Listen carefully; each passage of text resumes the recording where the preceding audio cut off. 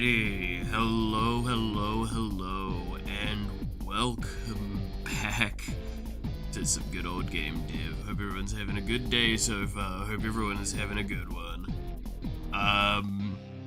So I think there's gonna be something that's pretty obvious right off the bat.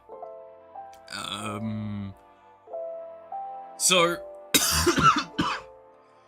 okay, that pretty much solved my point that I was about to make.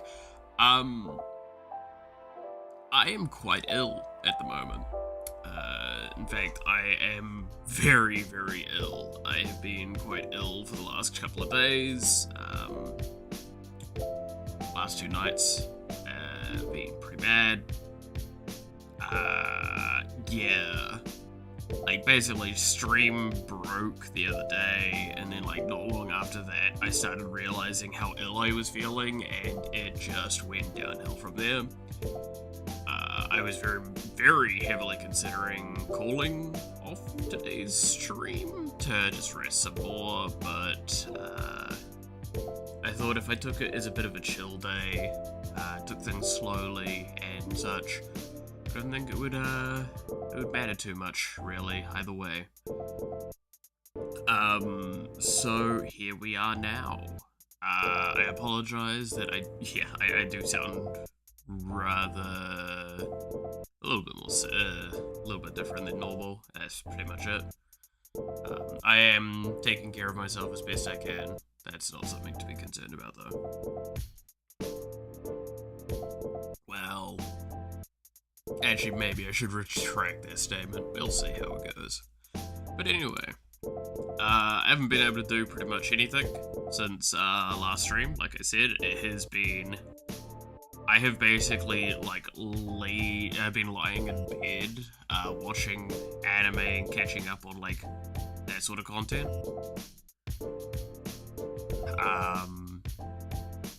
Yeah, like, it's pretty much the big thing that I've been doing.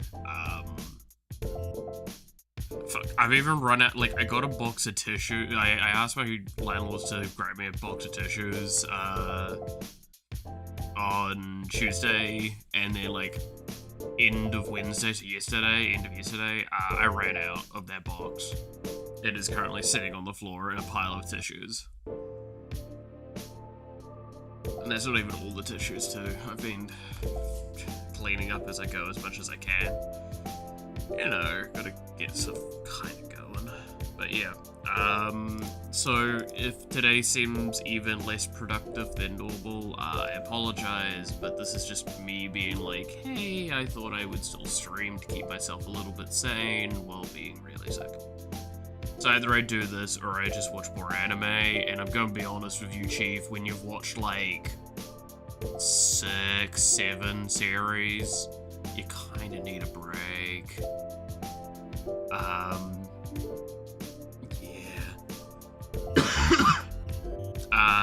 I'm not probably going to be able to mute quickly enough to stop stuff like coughs coming through. I apologize. I'll try and do my best to mitigate that or muffle it at worst. But, you know. But yeah, big talk on Magic at the moment. Magic, they got their... We've finally gotten a view at the ban changes. Nothing getting banned as of current, things being moved to the game changes lists, some stuff coming off of it, and some bans, quite large scale ones, unbannings that have been moved to the game changes list as well.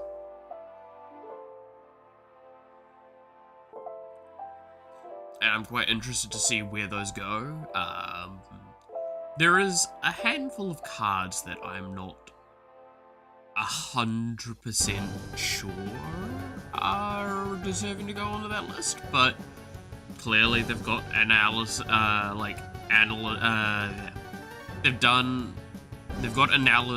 analysis. They've analyzed it, they've figured it out, and they've gone like, hey, these are problematic points in certain parts. I do agree with the sentiment of a handful of people, is that, like, so what they removed from the list was cards that were not as core to a combo as they had originally kind of received, which is why they put them on the game changes list. And there is a handful of cards that are on that list now that I would actually argue are in that same sort of argument. What surprises me the most is like one of my like lower strength decks has now just rocked up to like quite a bit like higher in the bracketing now, just because of these changes, which made me like mildly giggle. I'm also kind of happy to see the unban of what's it fucking called? There's a couple of the unbans that I'm like, they did not need to be banned in current Commander. Because when they would be most effective, especially knowing that they're going on the game changes list, when they would be most effective is versus like early pub stomping sort of things. And I'm gonna be real with you, Chief. Most people ain't gonna give a shit. They're not gonna play it. They're gonna recognize it's either just bad or it's not fun. Like Coalition Victory, that's the one I'm thinking of, like, for example. Coalition Victory, I just don't see a reason it needs to be banned, because it is not a potent win condition, it is a very telegraphed win condition, and there is a lot of answers for it. And it is no better than other combo victories I have seen in my time. In fact, it's arguably more honest than a lot of other ones. Because I've gone versus players that are like tournament level and they've done shit that I'm like, cool, there's no point in me interacting at any of this, right? And it's like, no. It's like, cool, I'm just gonna give up then. I'm just gonna scoop. It's not worth my time. That card at least tells me, have I lost the game? Yes, cool. We can move on to the next one. So that makes me a little bit more happy.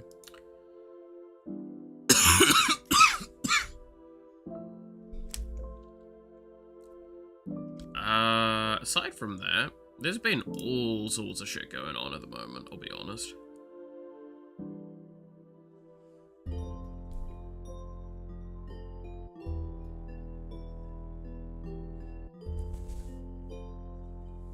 There's been all sorts of shit. Just a second, I'm gonna blow my nose.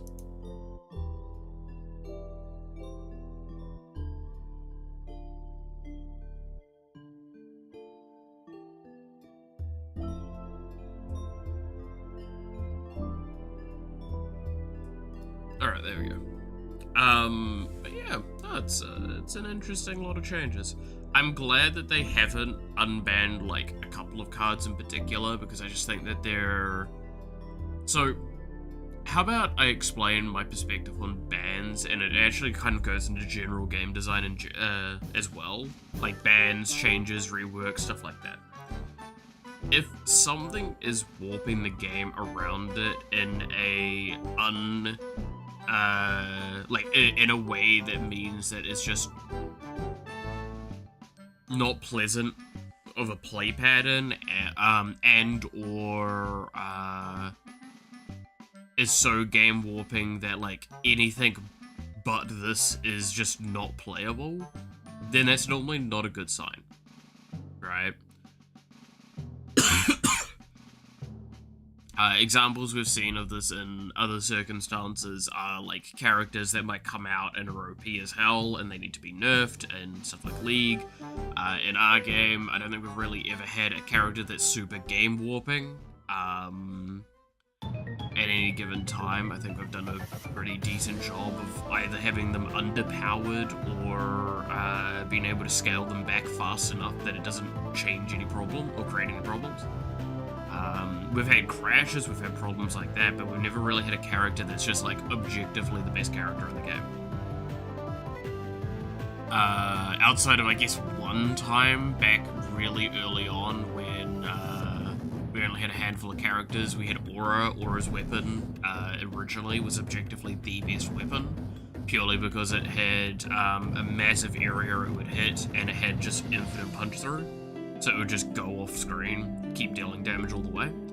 And because you could speed it up and get a lot of damage stacked into it, and because that she kind of had like a little bit of level amp, she was probably the strongest at the time. Now she's arguably underpowered, but that's partly by like the design that we were trying to move with her, which was changing her from being strong across the board to stronger later, and needing the support of Rampant early. That was kind of the philosophy of the design we went with her in the end. I think it was a cool design. And I need to work hard at bringing that a bit better to life with this big scaled change that we're doing. That's going to be very, very important.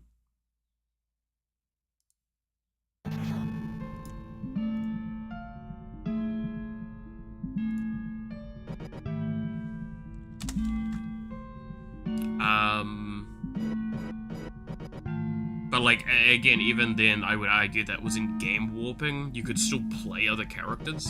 I guess it's the advantage of not a PvP environment. But like, it was, yeah, no. So Dockside Extortionist is the one that I'm using as a real core example for this, is one of the ones that's banned at the moment, that people like, maybe they'll unban it. I hope that they don't, purely because it's a card that like, arguably should only see play in CEDH, and even then, it's probably not a good idea to bring it back. In non-CEDH, it can go in, so like in 4 and 3 bracket, and it's just going to be problematic for people. It's not a card that I don't think it's a card that should be at the table.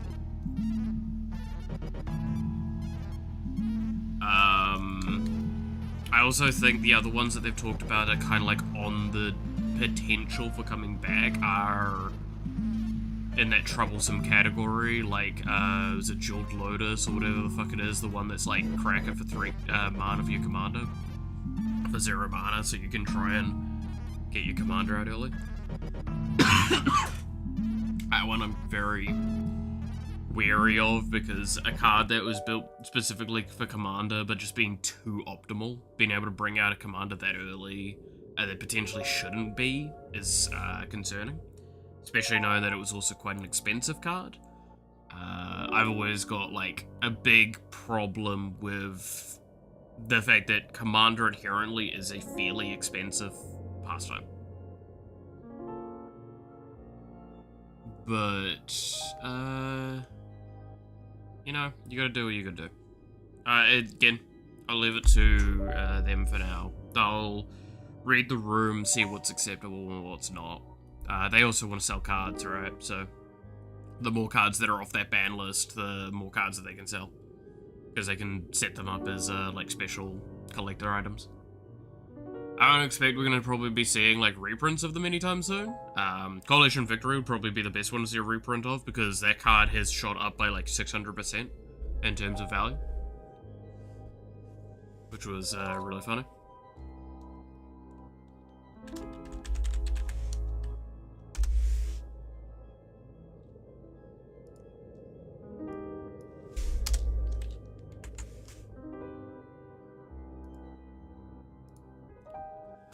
But yeah.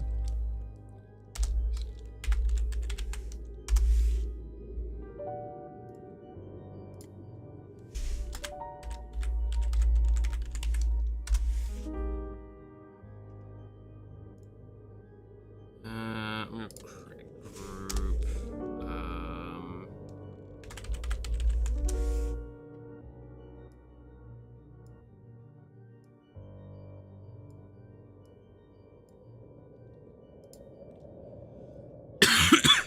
But yeah, I'm pretty sure not everyone's all that interested though in my thoughts and feelings about random Magic the Gathering things, right?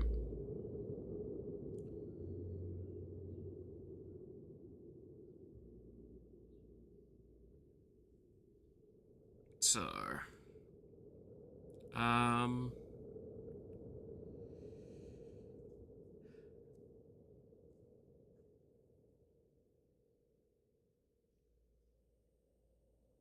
Hey Mello, how's it going?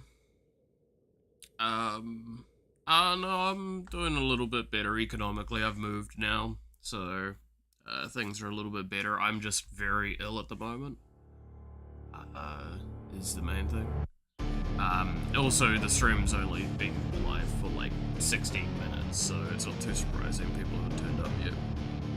I'm just kind of yapping for the sake of yapping, which is something that is a skill I've learned very, very heavily while streaming, is that if you're just quiet the whole time, people are going to pop in and there's not going to be a reason to talk. Whereas if I'm talking, there's at least a reason to talk.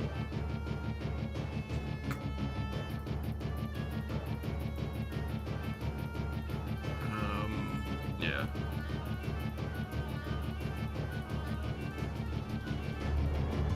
Okay. I'm gonna have to make a new weapon list architecture. How do I want to do that?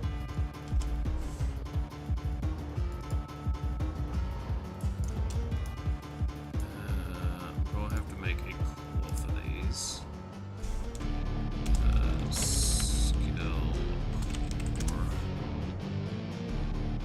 It's going to be like skill struct core.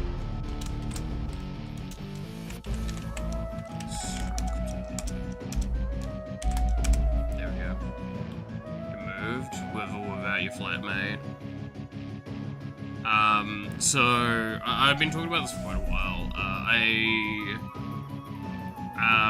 I was gonna be moving back to my hometown because I have a lot of friends here that I've known since like high school and shit. And simply put, an opportunity arose where some of my old mates were buying a house, and they just so happened to have like a rumpus room, which is basically kind of like a room off the back of a garage, not connected, like it's part of the garage, but it's not like I don't have a door into the garage. That it also had an ensuite, and they basically said, "Hey, do you want to rent? Do you want us to rent that room out to you?" It means that you'd have to still come inside for like cooking and shit like that, but it means that like you actually have people around you that can support you and take care of you. To which I said yes. It was also a great opportunity because the other flatmate I was with had finally found a place that she wanted to move to. So we were basically in a situation where like she wanted to move in a month, and I needed to figure out an answer, and the timing just led up to this. And now here I am back in my hometown, where I was born and raised, with friends and stuff like that. So now my landlords, and you'll hear me use the words interchangeably of landlords, friends, flatmates, all sorts, because it's all kind of correct. Yeah, it's good. So yeah, no, been here for like 2-3 weeks now, something like that. Yeah, it's 3 weeks now. This will be the 3rd week. So it's not been a long time. Still getting used to things, still having to buy like furniture, items and such like that I need to sort out. And all that, but it was just unfortunate timing as well, because like basically a week into me being here, they caught COVID, and now I'm dealing with the consequences of having caught it off them. And I'm dealing with at least I'm not quite as bad as I have been for the last 2 days, but I'm still pretty bad. Yeah.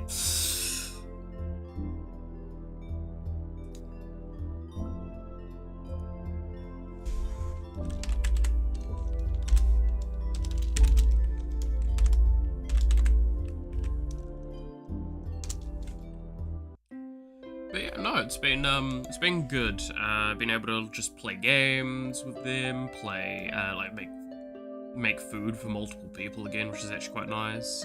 Have dinners and such. It's always good. So how many buddies you got in there?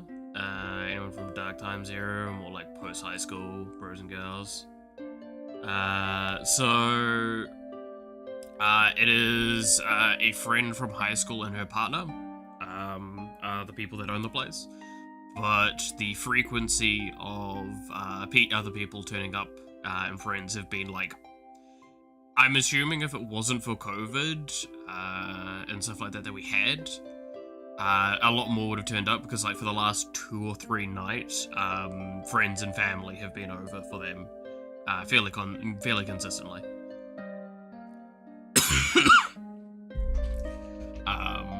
It's not really, I mean, yeah, there's holidays at the moment as well, was holidays, but regardless, it seems like people come around fairly frequently, and it's a lot more of a tight-knit grouping, which is very, very Kiwi.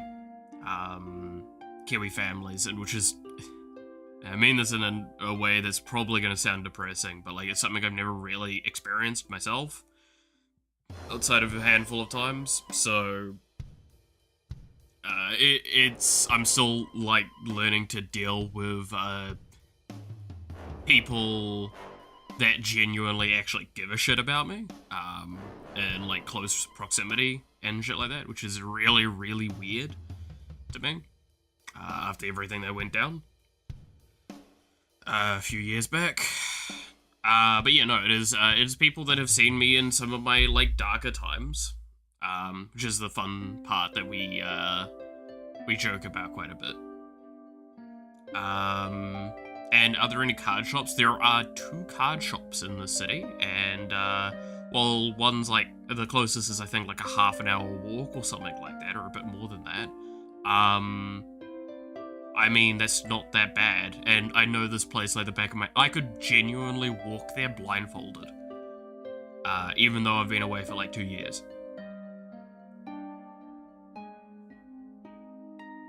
You finally took the advice you were telling me consistently to seek change? Yeah. I mean, that's the thing I'll always say, is I'm terrible at following my own advice sometimes, but at the same time, like, when something is the correct thing to do, you should probably do it. I'm very glad the chips fell in place at the right time for this. That was a big thing, but hey. What a Magic the Gathering addiction does for a motherfucker. To be fair, these are the people that tried to get me into Magic as well.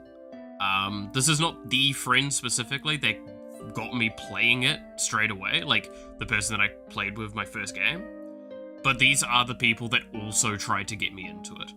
And now they are realizing the folly of their actions, is having someone like me play these sorts of games. I was actually making a joke with one of them, is that he's like, he's decently a good player, and he makes a handful of decks that are really good. And often he'll like hand those decks over to other people that are less confident with the game, so they have an easier time playing and learning and experiencing it.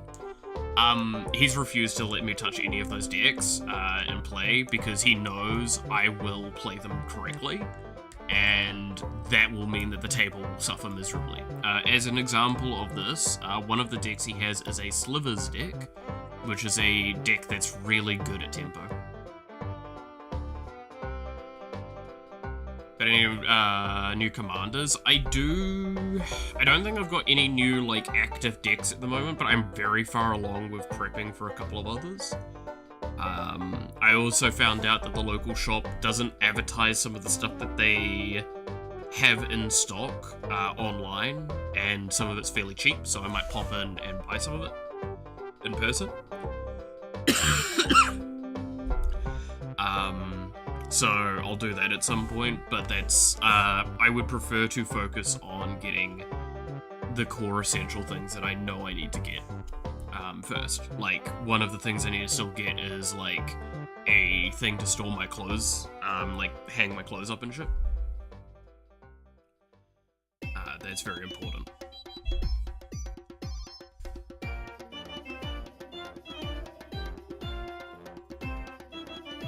Aside from that, yeah, I mean, like, this week I didn't buy much food, but that's because I did do a big purchase, and it's hopefully going to be the last big purchase outside of PC stuff for a while, because that's another thing, is like I've bought now the CPU for the new PC. So now we have the power supply and CPU and a couple of little bits here and there that aren't worth very much. The PSU and the CPU are the big expenses. The CPU was almost $1,000. You got new PC parts. I do have some new PC parts, but they're for building a new PC, not for upgrading this one. That's the important distinction. So it's going to be a lot longer until that all comes together. It does mean that at this point in time, I need to get a GPU, and then everything after that's like 500 or less. Which is why, like, you can see the PC upgrades bar at the bottom there. I actually updated with the amount of money that I've put into it as well. So we're quite far along, especially knowing that the amount of money that Goal has is definitely inflated a little bit, just to give me an example of buffer room. But yeah, I put $1,000 towards it, again, after I moved. Because I got a lot of money back from, like, bond and outstanding expenses not being as bad as I thought they would be. I do need to double check with my the doctors that I had in that region, though, because I think I still owe them a little bit of money.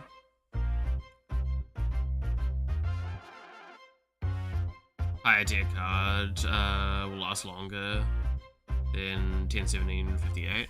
I mean, I've got a few eyes out on certain things, but, like, to give an idea, the CPU I got,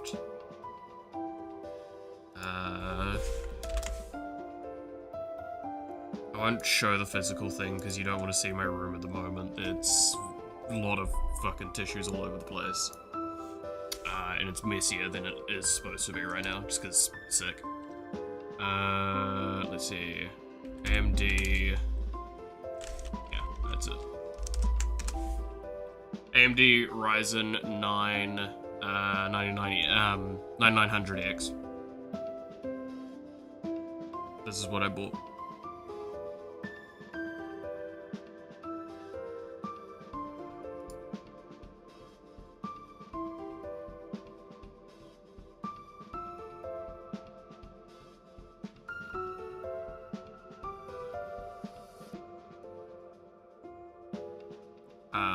So I'm actually real happy with this, because this is a very good card.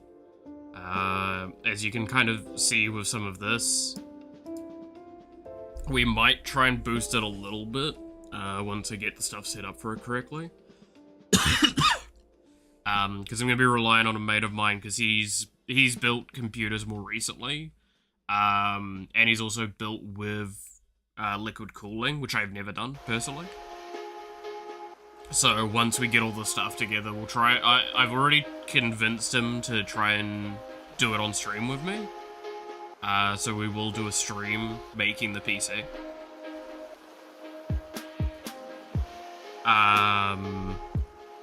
So we'll do it all on stream, and then after that it will be the main PC. Liquid cooling's liquid cooling's objectively correct to use now. Keep in mind, the last PC I built for myself was like 2017, 2016, so nearly 10 years ago.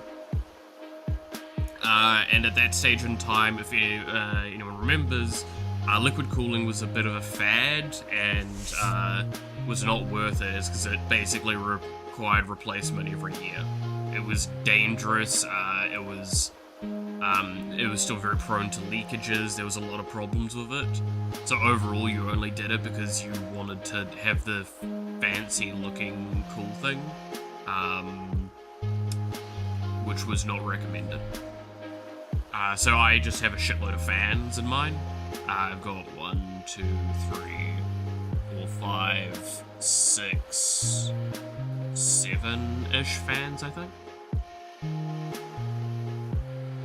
Liquid cooling's still fancy tech. Liquid cooling is objectively correct now. It is inefficient to not use it.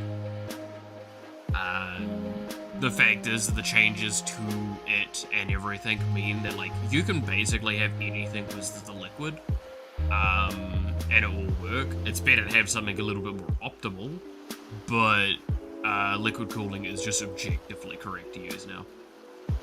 In most, like, modern PCs. That's why I will get him to give me a hand with that, because if I'm not confident in something and I know someone that is confident in it, I will ask them to give me a hand. It's just a good habit that I try and have constantly going.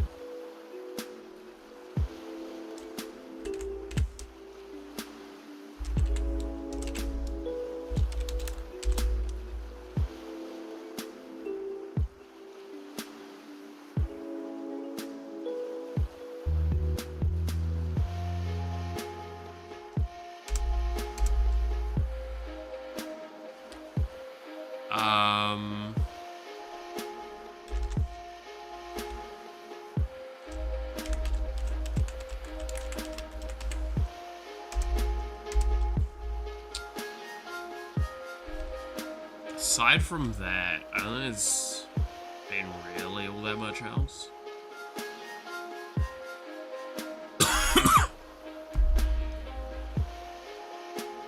But yeah, no, it's been,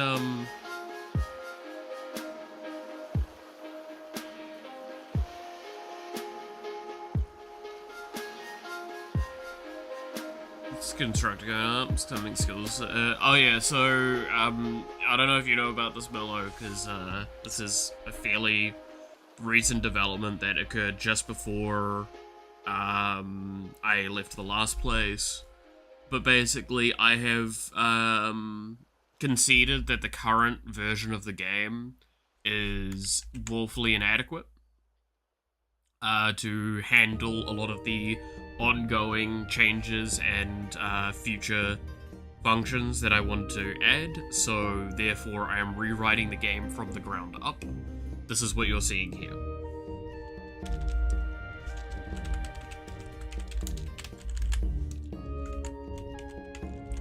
So I'm currently setting up foundational stuff, but as I said earlier today, I'm going to be very slow today, because simply I am ill. And I shouldn't probably even be streaming, so I'm gonna just take it slow. I don't know. Yeah, it's, it was one of those things that, like, was not a decision I came to lightly. I looked more and more at what I was doing, and the amount of work to catch it up to where it needed to be was progressively getting more and more to the point where it was never going to be worth it, and it was a sunk cost fallacy problem. Is like, the longer I kept going with the previous game, the worse the sunk cost fallacy would become, where I would just need to do so much more work to justify keeping going with it, whereas a full-scale rewrite from the ground up, utilizing the stuff that I've learnt and features that I've made along the way, is just objectively correct at that point. Perfectionism is bad. Perfectionism is one of my core traits. I understand that you can't get something perfect, but I will always try to reach for it. What stage are we on? The fact is, the only major thing that this actually has at the moment is that it is a Steam integrated. If you're wondering, this here is literally all the code in the game manager, or the main manager of the game. It's literally its startup requirements, which are these. It's just initializing baseline variables.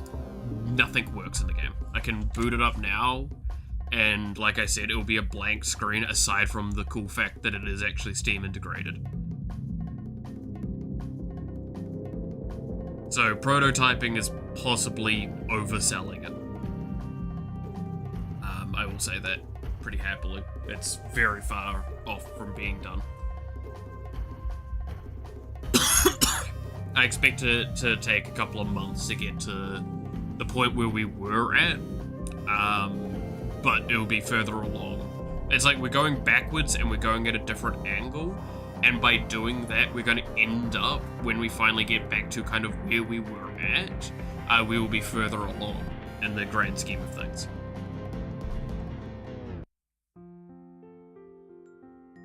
Because there'll also be other systems in place that I will have designed that make doing stuff faster.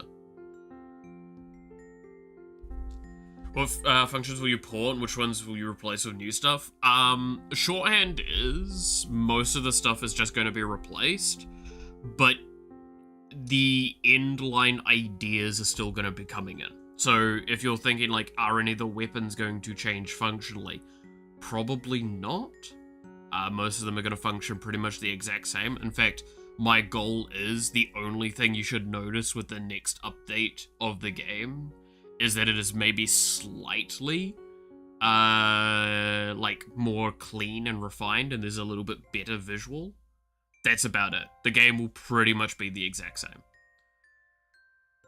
It's just refinement of processes. So, a lot of the stuff that I've been planning is just, like, taking what we've got currently and finding how do I streamline it and consolidate the code in the correct locations to not waste time jumping between things and being able to handle things a little bit more efficiently.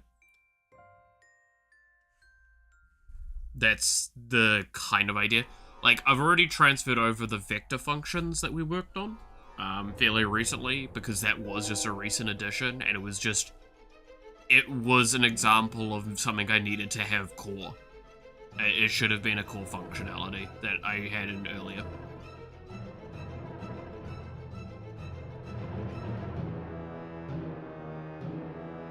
What about starting with the lobby after you lay down the basics? Oh, I've got a full plan set out for what I'm going to be doing. I can pull that up in a second once the game finishes its boot process, to just kind of show that, like, again, it has a Steam thing. That's the main thing I want to show, because I'm happy about that. It runs with Steam, like, run through it.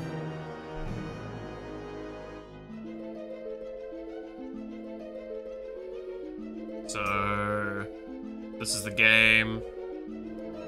Nothing's happening, but you can see in the bottom right of it, there is the access the overlay. And then if I do the old shift tab, you can see this is inside of its client.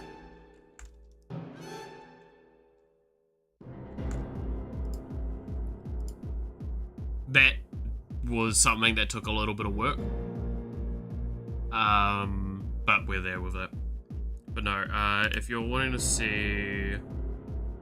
What's that? I think this is the redo. Yeah, that's the redo.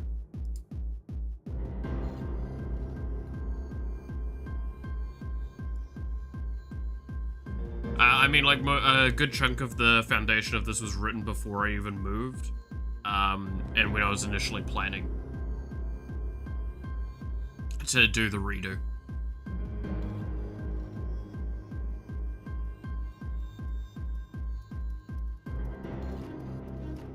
Like, when I say this was not a choice I made lightly, realize that it had a lot of me sitting there umming and ahhing on how I would do it to justify whether it's worth doing or not. Here you go. So this is the priority list. I've already kind of not followed this, but it's because certain things were just easier to implement earlier. Specifically, the Steam integration got implemented before the core manager did. And currently, I'm working kind of in this section, which is the core manager and player setup. Then I will move on to the test room debug architecture, work harder on the Steam and multiplayer integrations, then add weapons and items, and then re-add enemies properly, and then there's a bunch of other stuff.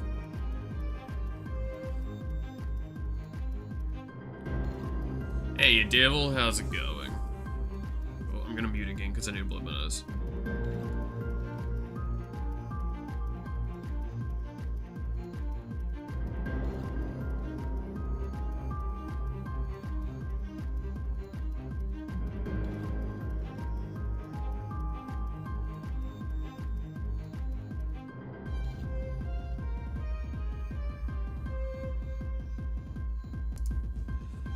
The idea is that you can make a lobby with a test area for characters. That's... Okay, I sort of see what you're trying to go with that. No. That's not what the test area is. When you see test room, realize this is an isolated room where I have full control over everything. This will never be given to the player. Because something I learned from a lot of game devs is that there is a charm to never giving the player room to optimize too much. By giving a test room like what I'm talking about, I would be giving players access to everything about the game, in a way that's kind of like, I guess, the League of Legends, like the test tool for playing that, where you can like activate certain things, deactivate certain things, purchase certain items, and by doing that you can see exact numbers. You can plan fully around specific numbers. That is bad, because what that does to the players is that they'll find the most optimal, cleanest way of doing something and optimize the fun out of the game. And that's how players work. Would I potentially give you a space where you can like see certain things in active? But yeah.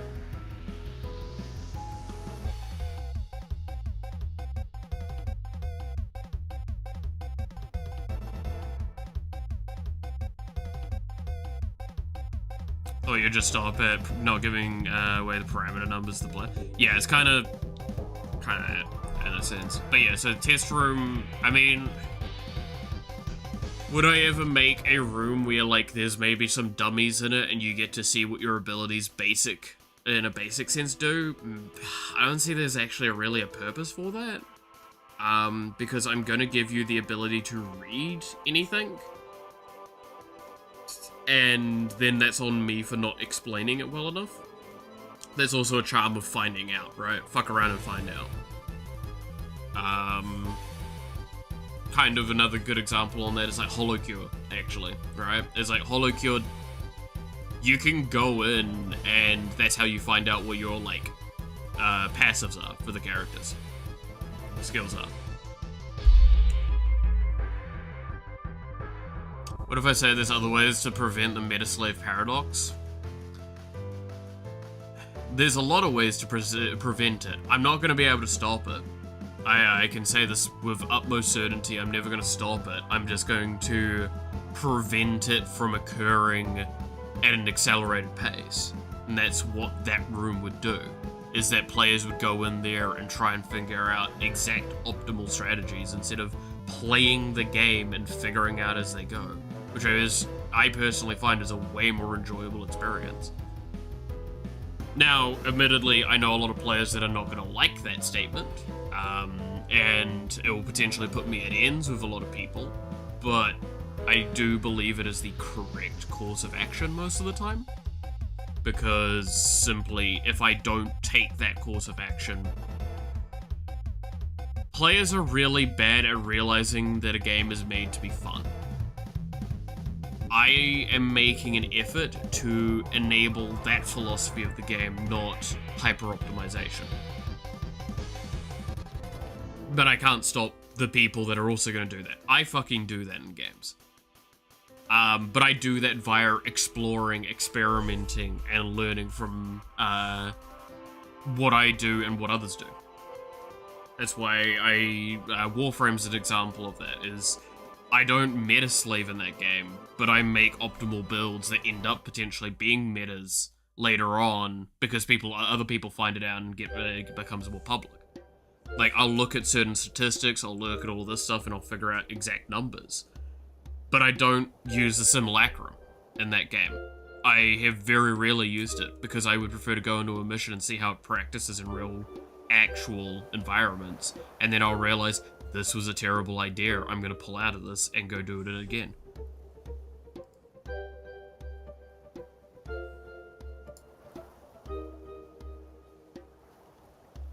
Now, could you make an argument, is that me forcing my playstyle onto players? Yes. You could make that argument, but also is kind of within my right as a game dev.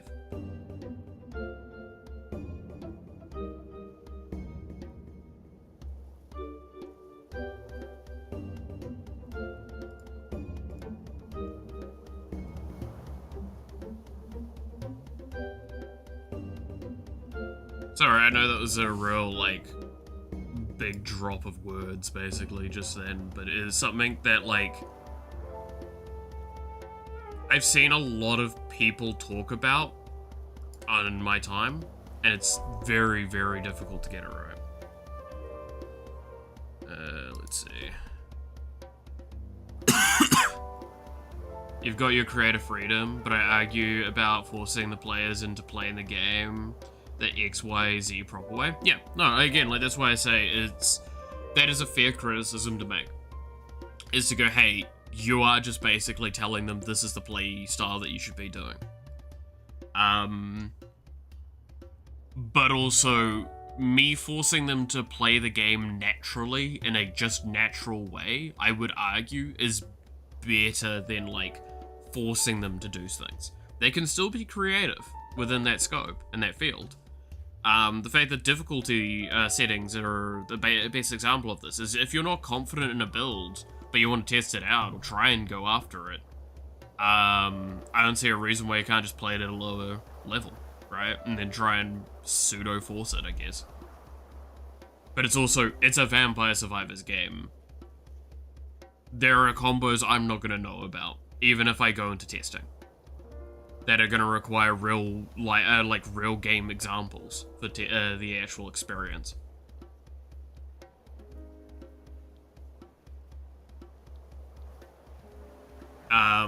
This is the thing. Again, Bullet Heaven. Yeah. I mean, Bullet Heaven's the kind of general term, but I still use Vampire Survivors as a... It's kind of the big game of the genre. And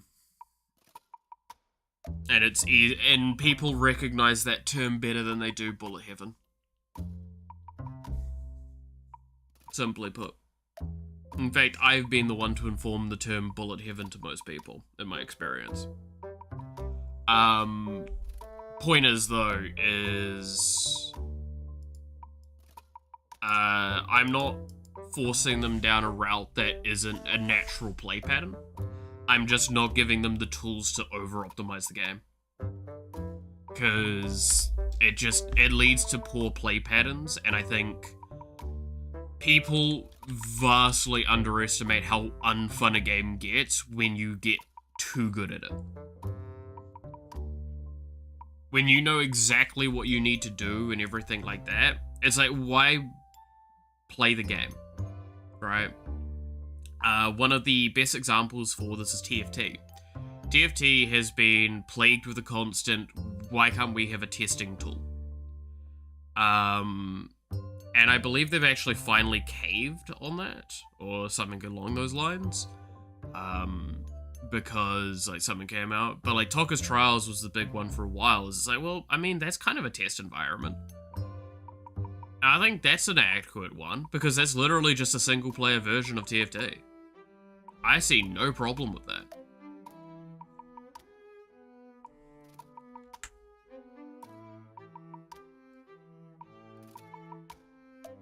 That's a great example of how to do that. But that goes exactly back to what I was saying, is that how do you learn to play the game? By playing the game, not optimizing away the test environment. I'm not gonna do a room like you see with Marvel Rivals, because Marvel Rivals is a PvP game where you need to know exactly what each of your abilities do because they are structured. They do not change. But they change based on environment. So it's no longer a variability, it's on you, the player, to learn these factors, to improve upon them, and all that. That makes sense. This game is not a game requiring that kind of skill. This is a game requiring the ability to be strategic and objective. It's like, I see an item that does X, it synergizes with Y. You are the one that needs to figure out that aspect. So, using Iron Mouse as an example. Iron Mouse is highly synergistic with health regen, and and healing.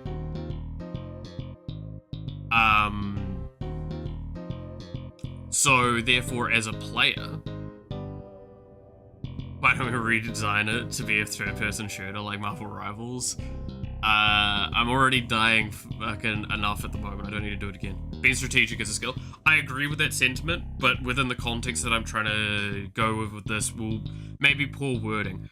Consider it like physical skill more versus strategic skill, right?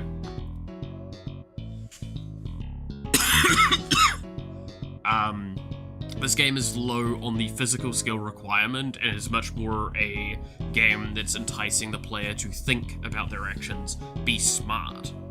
So therefore, the fact that I'm giving you like pause time or leveling up, that's the point, right? It's about using the time that you're given effectively.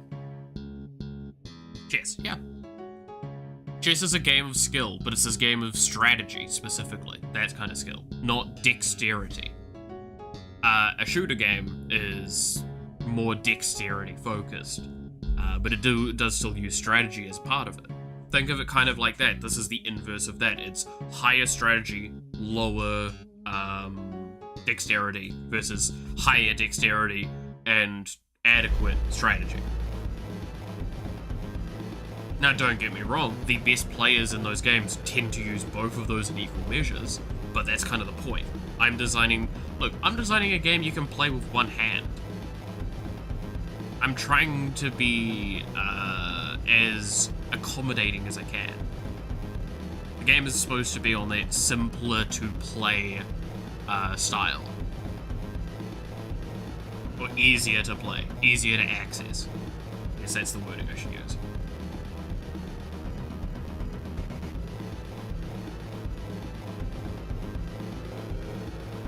You need to use both of those to be a master, you know? Yeah. Well, again, depending on the game. Dexterity is not as necessary nor even needed at high levels of chess. In fact, again, especially in the era that we're in, dexterity is near a mute point inside of that. You can play the game with your goddamn brain as long as the rule sets are still abide by.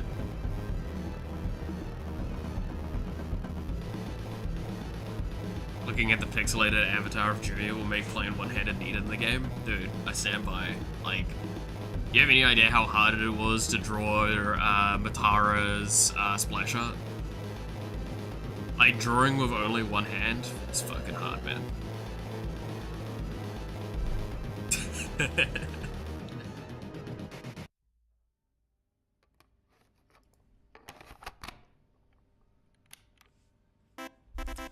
God, especially with like the new Juniper visual stuff. Dude, I swear to God, can she stop having a new model like every fucking once? Like, my lord. I turn around and she's got a new fucking model that's like insane even. Freaky even? Yeah. But like, one of the games I use as an example point for going back to like the one-handed play is Balatro. Balatro is a game that you can play one-handed. And the reason why that's advantageous is that I don't play it one-handed. But it means that I play it just with the one-hand movement controls. Once the VTuber catches up. There we go.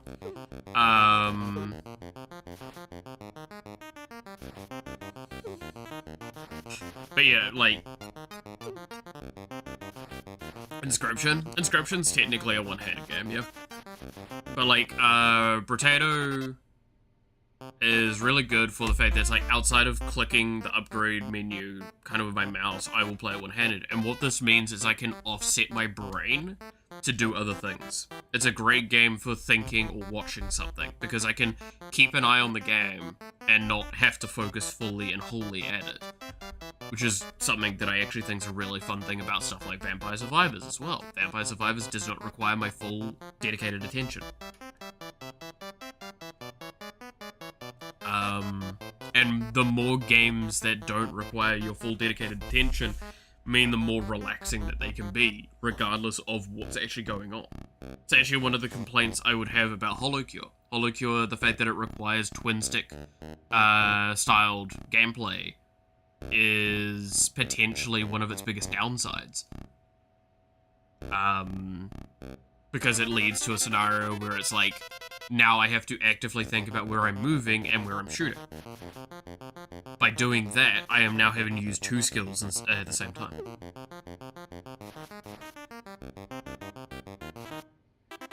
Playing an MMO RPG tycoon while watching the stream, yeah. Is it called the stock market? It's basically a shitty tycoon game at this point. Oh yeah, speaking of tycoon games, you guys excited for tomorrow?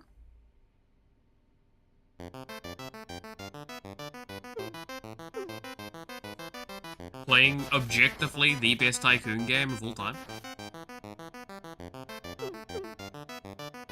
Don't listen to this individual who plays MTG. Boring equals fun. I mean, it's not inaccurate. Again, it's a level of, like, Magic is fun for finding interactions that might not be inherently obvious. And, like, one of the ones I'm gonna actually use as an example here, and this sounds really stupid, but there was a time where I realized something while doing a thing. Point is, there was a combination of cards I had on the board, and I realized after having them on the board, asking a question, whether or not it was even a good combo in the deck. And I realized how fucking insanely good it was. This was the Reality Chip and Gandalf Friend of the Shire. Which is Reality Chip when it's equipped, means that I can play cards from the top of my deck. Gandalf means that my sorcery cards can be cast at flash speed, which basically means instant speed. My sorceries turn into instants, in a sense. Why this even matters is because, like, I had these two down, and we talked about it, and it's like, well, it doesn't say flash from hand. It says my sorcery cards have flash. So then we discussed it, and it's like, yeah, no, the cards on top of my deck, if they're a sorcery, would be able to be played at flash speed. So I could have a sorcery card on the top of my deck that might be really impactful, but obviously I could leave it there now, and it would become a very interesting situation.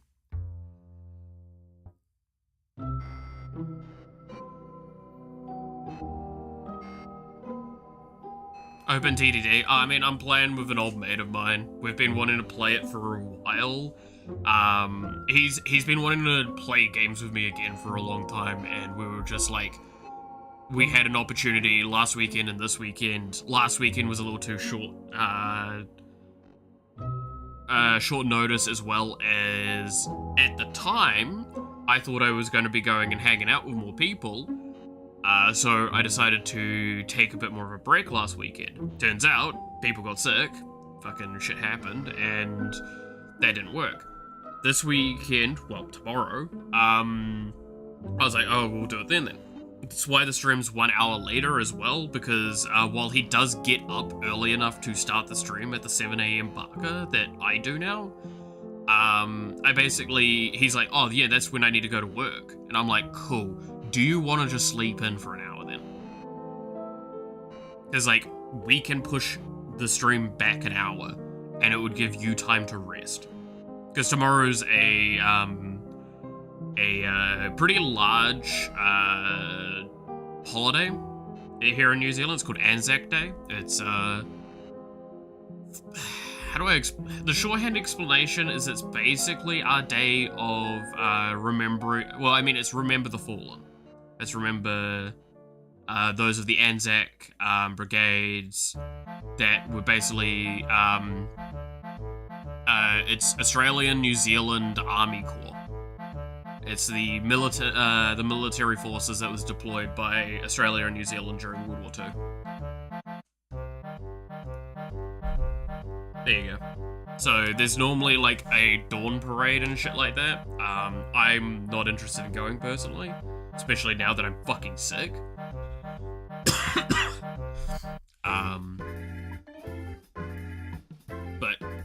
his partner is going, so it means that he's gonna be able to freely hang and play.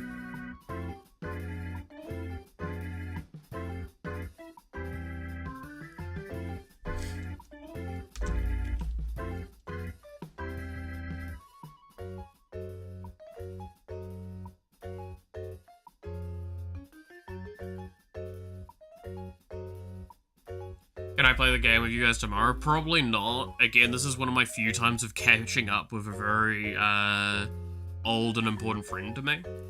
So while I'm streaming it, the focus will definitely be on me hanging out with a good friend that I've had for since high school. He's known me since high school. He's turned up on a lot of the streams. Before, and he was the guy that helped work on the UI for this game in the previous thing, if you remember me talking about him before.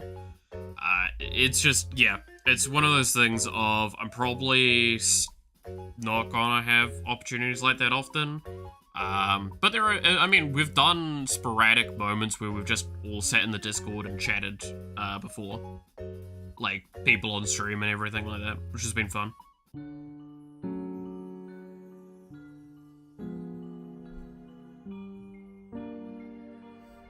It's a step further then, and it's not a priority for me. I mean, I'm gonna say this nicely. You do take that hugely out of context, that statement. Is like, the context for that statement is, would I be able to hang out with you before stream or instead of stream time?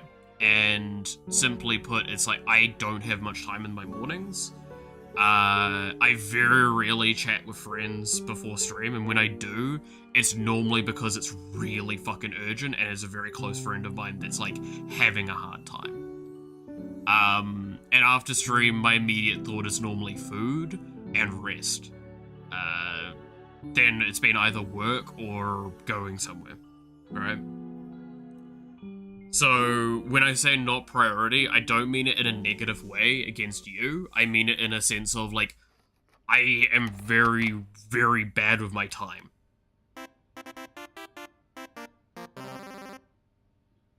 Remember talking at you for an hour about random shit? Yeah. Again, like, it's just when those sort of situations occur, I like that. It's just, I don't normally have the time for it very often. And there's also, like, a mild aspect of, like, what could go wrong during that time. But I trust most of y'all more than enough, right? So, I don't see a problem with not doing it sometimes. But, like, especially at the moment, I'm not even hanging out with most of my, like, IRL friends because I'm fucking shit sick. Like, I blew off one of my mates, last week for Magic and this week for Minecraft. Because I'm not feeling great.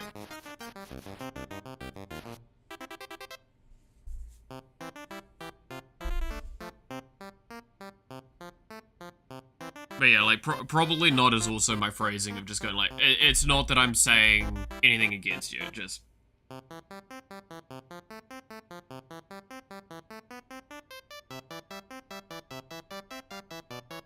Silent but still. I mean, look, I'll, as, again, Devil can attest to, like, it's happened, like, 2 or 3 times where I've just sat in the Discord and we've, like, talked random shite, mainly around Magic, admittedly, but, like... Oh no, one of them was game dev. It's because it was me and Roger sitting in the Discord, talking about game dev stuff, and we just kind of talked random shit during that time as well. Like, that happens. That is not, it's not common, but, like, I would be fine with it becoming more common. I just, again, I do not manage my time well, in the sense that I'm a workaholic. I would be sooner found doing shit than putting in the effort to go hang out with friends, and it's fucking terrible. 3 times you've seen random talk on Discord? Ah, okay. Again, it's one of those things that, like, I think that's probably correct. It's 2 or 3 times, is the short answer. Oh, you know, it is 3 times, because it was 2 times around Magic, and then it was 1 time, was the game dev. Specifically, it's normally, like, me and Muffin hanging out and talking random shit, because, again, Muffin being a fellow game dev, and asking for some help with art assets has always been fun.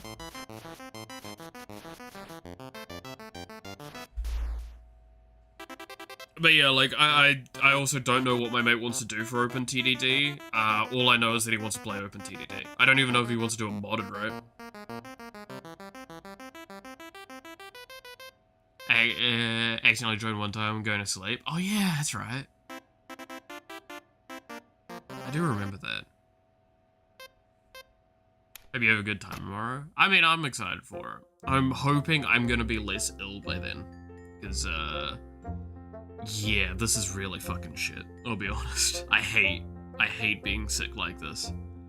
I'm very, I hate it so much.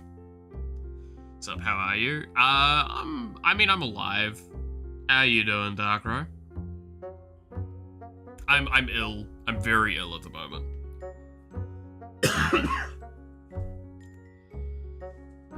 I actually probably should make myself some good old cough drink stuff in a bit. Might have to pop away for like a couple of minutes to do that. Is decaying in its chair. I mean, that's not inaccurate. I'm alive currently. Sick? Yeah, very sick. I have ye old COVID. Always fun. Always fun. It's actually really annoying. One of the things I forgot about last time was like the sense of taste deterioration. Which is like a real big deal to me. Cause I come under a category called super taster, where it's like I have like almost a significantly larger amount of active sensory systems on my tongue and shit. So it means I taste things a little bit more like finer detail. So it's a finer filter for getting taste, right? And I cannot describe this any better than like, imagine it. You remember when you like burn your mouth and like the covering feeling that exists over your tongue for a bit, where like you can't taste things, you know things are touching it, but you can like taste maybe a little bit, but it feels like that. That's basically what I feel like constantly right now, and it's fucking irritating. Because like I ate something the other night as like a feel-good dinner, and I was just like, wow, I cannot taste basically any of this. This makes me very sad.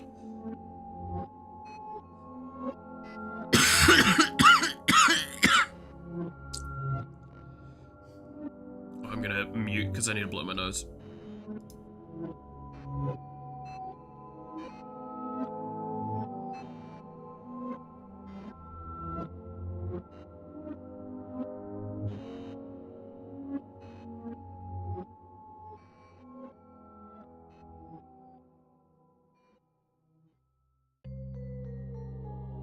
Alright, there we go. New things we learned about Malith. I mean, I feel like it's kind of stuff that's come up before. Is just, generally speaking, my health is terrible. Weirdly enough, though, I am someone that, especially in the last, 10 years, I'd argue, I don't get sick very easily, but when I do get sick, I'm, just dead as a dog, right? It is miserable for me. Which is so fucking annoying.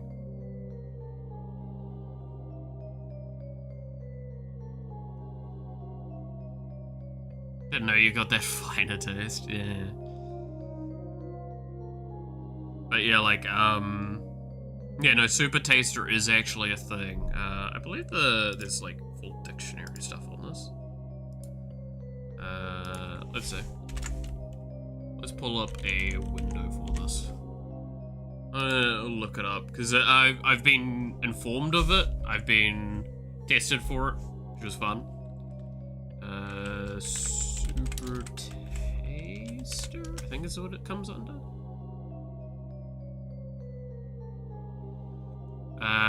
Particularly for bitter flavors, they have a higher concentration of taste buds on their tongues, leading to a more intense perception of taste.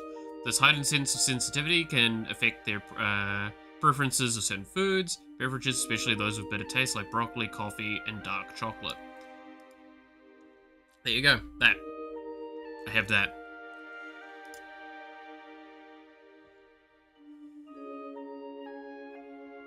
Which is ironic, because I actually like bitter foods a lot more than I like sweet foods.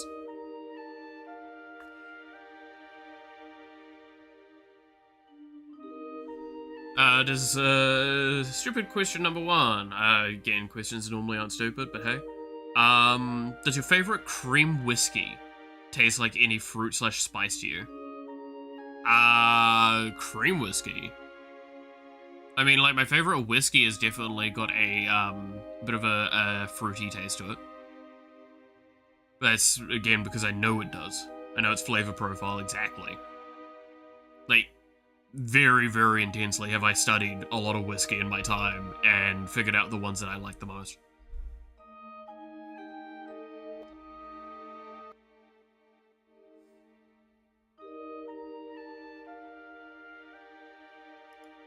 What does Healthline say about Super Taster? I'm curious now. Who is a Super Taster? Born with this ability, indeed. Research said, yep. G-marks, sensitivity to bitter in all foods and drinks, particularly sensitive to whatever the fuck that is. About 25% of the population qualifies as super tasters. Women are more likely to be super tasters than men. Well, there you go. I won a lottery of some kind. On the opposite end, the taste spectrum, non-tasters have few taste buds than the average person. Foods taste less flavorful and vibrant. Yeah. Characters are super taster. They can detect 5 primary flavors: sweet, salt, bitter, sour, and umami. Yep.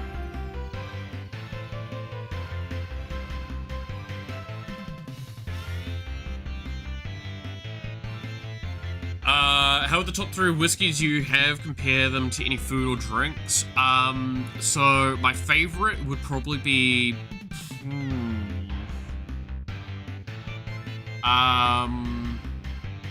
like a non-sweet tropical kind of juice, I guess, almost. Like a spiced, think of spiced fruit, right?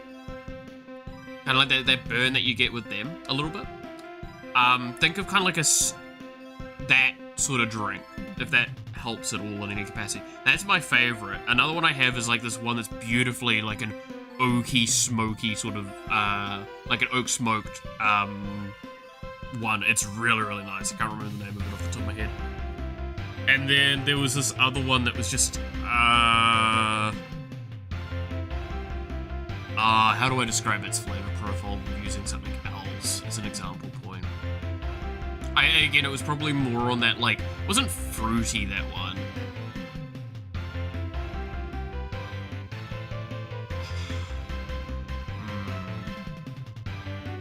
Because, like, that's the inherent thought, is when I say fruity, people are gonna think sweet. That's why I'm saying, like, it's something tasty, a bit spicy, sweet/fruity, multi-fruit juice. Kinda. I mean, the short answer is my favorite alcohol, personally,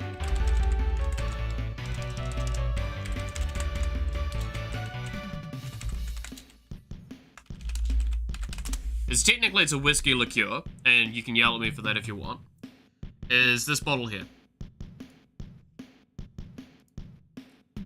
This is personally my favorite, whiskey I've ever had. It is, yeah, again, so it's technically considered a whiskey liqueur. It is a beautiful, beautiful drink that's like a 40 or 50% alcohol rating, but it's like, it's got a gorgeous, gorgeous flavor profile of kind of like this nice merging with a lot of it.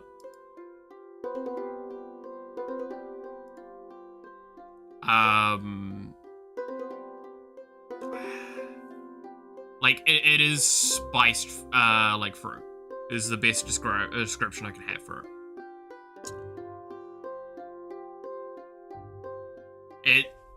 It's a nice, almost caress of spiced fruit, and then it has the punch of alcohol to it as well. Which is just, it's phenomenal. The pacing and everything for that. Suntory is probably up there as well. I haven't had Suntory in so long. That one's got like a bit of a honeyed, side taste to it. So that one's pretty good.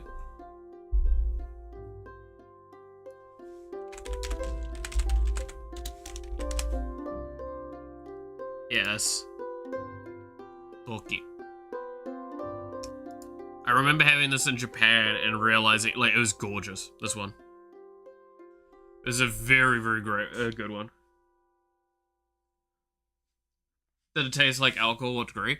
It has the effects of, like, the punch that you'd expect with alcohol. That's the important part of it. It doesn't taste alcohol-y, because I know a lot of whiskeys and stuff like that I've had, like, you taste the alcohol content. In this one, it's more the effect of the alcohol that gets to you. Only chillin' whiskey. Dude, not gonna lie, so the local store, has a sale at the moment on, this, my favorite whiskey. I was so tempted to buy it this week. But I decided to buy something else that I've been needing to buy for a while, and I was sick, so I thought it best not to. Because it's like 60, 70 bucks at the moment at that place, which is really, really good.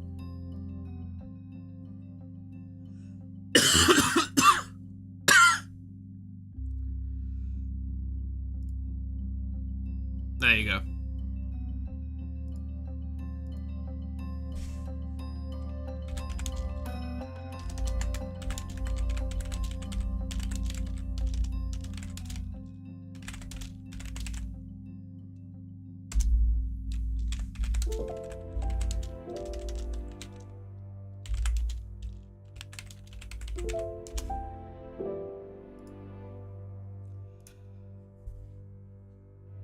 Hey, I mean, I updated the description of the YouTube stream to, like, I think this morning, to adequately, like, encompass what I think these streams will be like.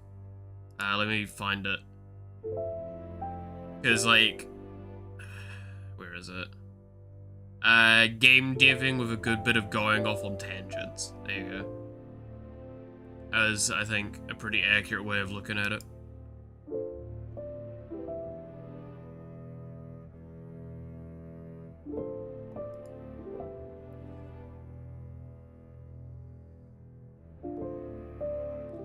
About mulled warm wine.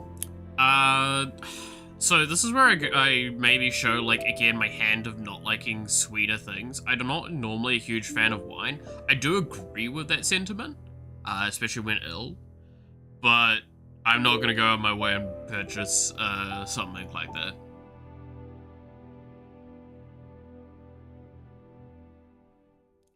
But yeah, no, I think acknowledging the fact that most of the game dev streams, especially at the moment, divulge into, like, tangential sort of things, especially today, when, like, I acknowledge openly I am sick. I am not going to be able to, like, focus effectively on the game deving, nor is it a good idea for me to do. I probably shouldn't even be speaking anywhere near as much as I am right now.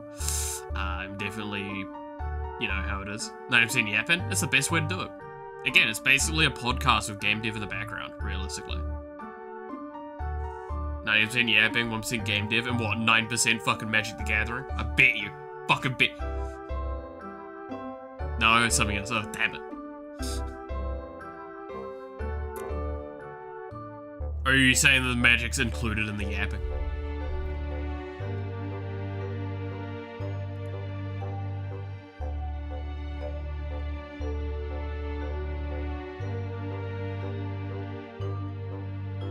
Oh, God.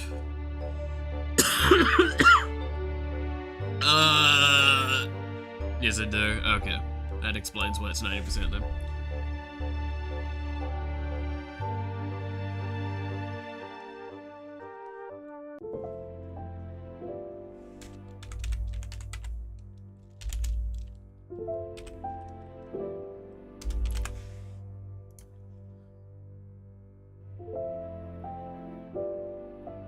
If you don't stop game dev, I'm gonna take your magic until you get some work. Over my fucking dead body, you will. To be fair, my magic decks are actually in the house at the moment. They're not out here with me. Oh no, there's a lie. I think one deck is out here at the moment, yeah. No, sorry, I ripped that deck apart. No, there's no actual usable decks at the moment out here with me. They're all in the house at the moment. Because I brought them in the other day.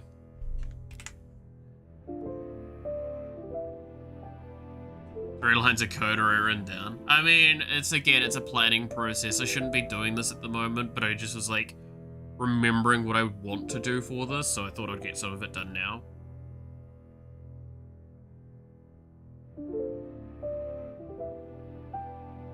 Again, at this stage in time, it's less about writing and more about planning.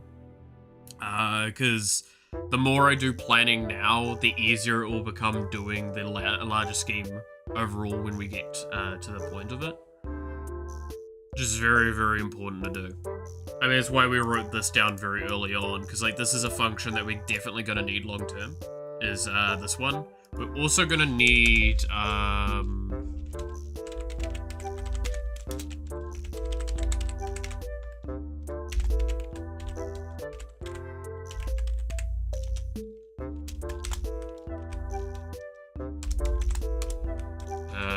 let's see, so we're gonna have to take in value,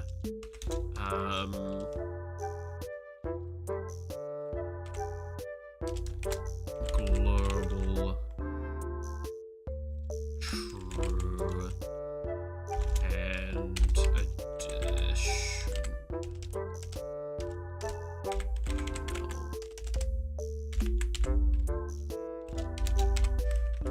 There we go. Procrastinating on texturing my 3D avatar in Blender, which is open on my main screen. Yeah, it's how it go. Also, I need to blow my notes again.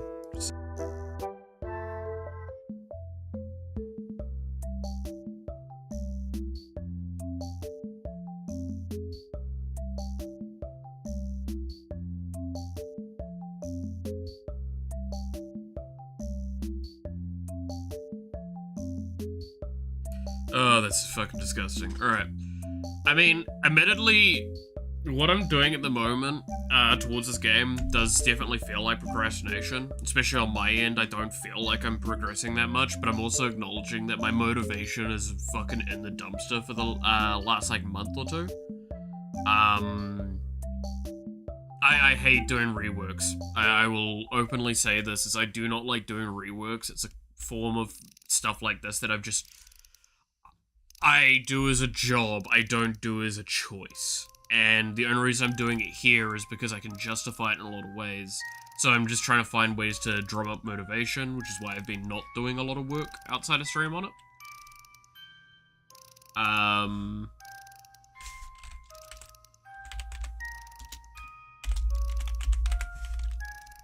But hey.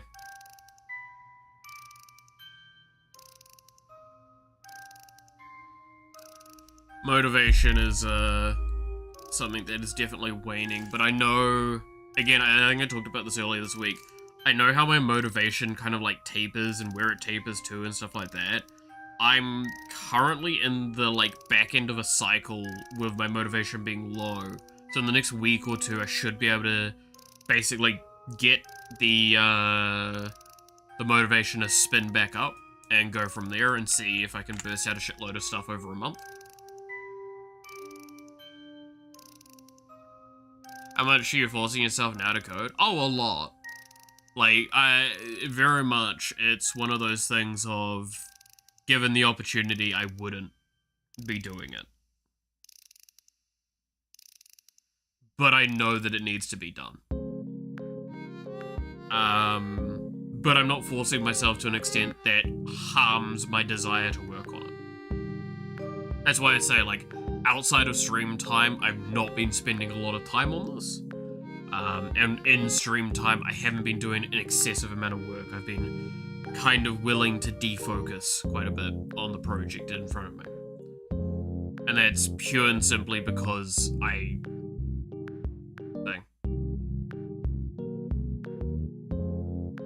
So back phase. Spend your time making through the recent weeks. I mean, go for it.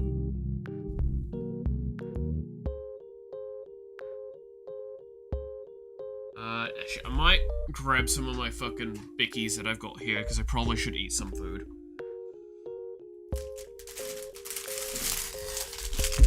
My coconut biscuits.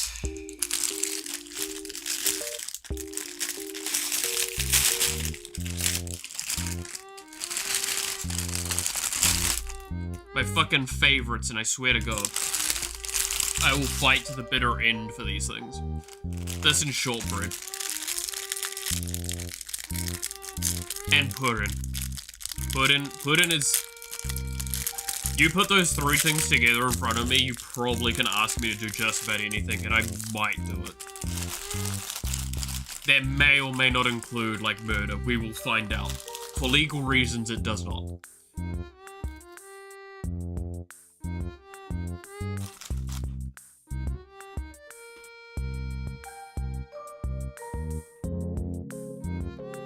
Coconut biscuits are the best, they are. But sadly enough, I can't taste them all that much right now. I hate COVID, fuck COVID, sucks ass.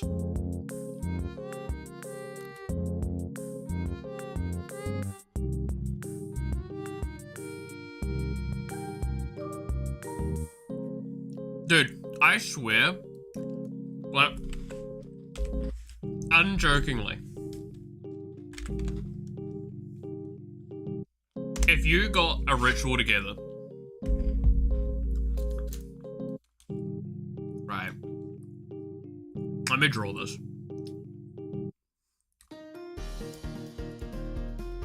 If you got a ritual together, you wanted to do a summoning ritual, right?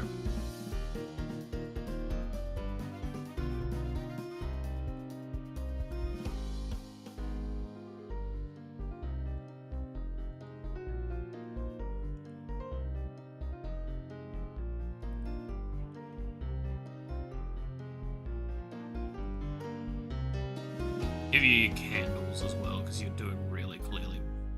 Gotta have those candles.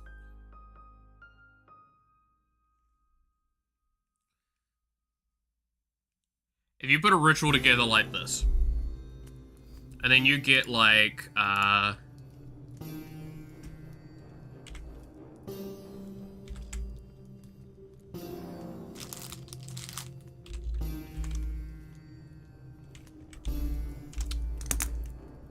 see if I can do this correctly.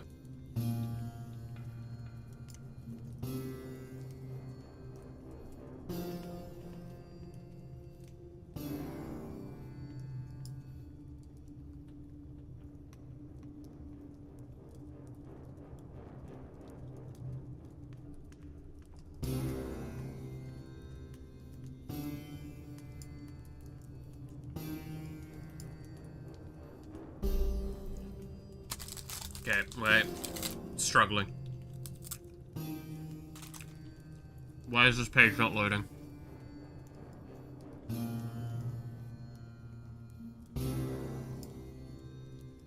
I'm just gonna reload the page.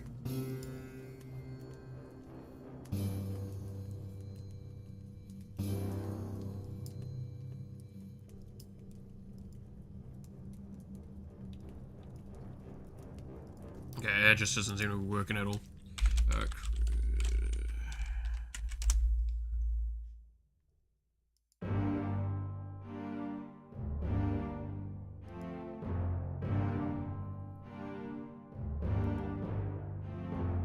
Can I just do this?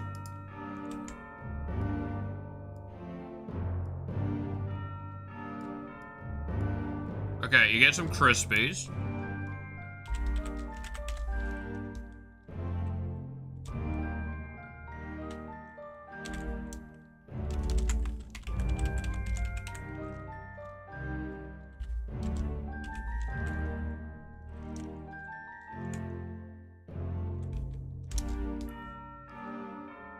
you get, like, one of these.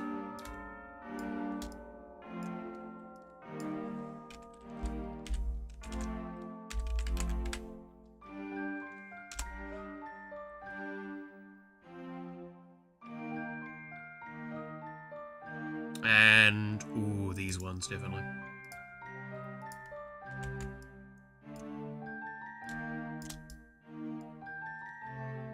And dash, like, some whiskey over the area. This is how you summon me. This is 100% true.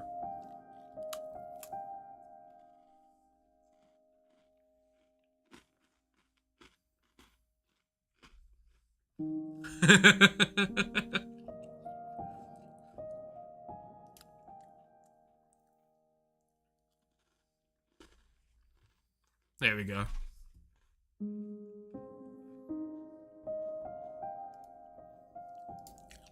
Like, you do all of that with, like...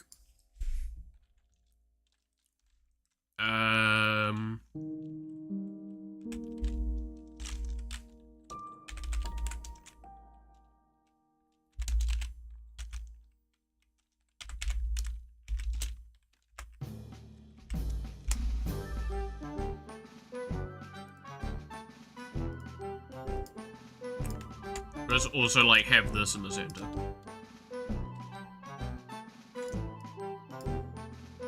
There we go. You'd be inside MS Paint.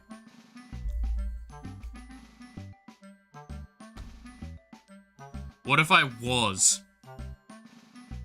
What if it did summon me here? Huh? What if I do this before every stream and this is how I turn up? Huh? Yeah, that's what I thought.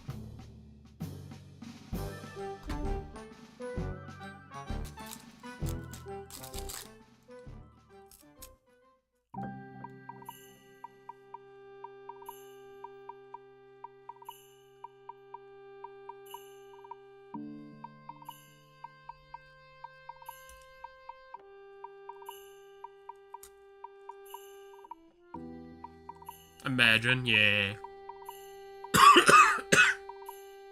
I should not be eating something dry like these. But they're so fucking good.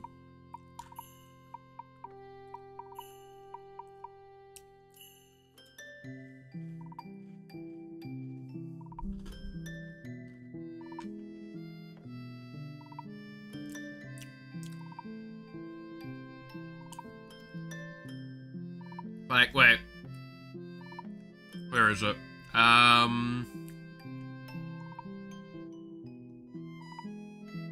There we go.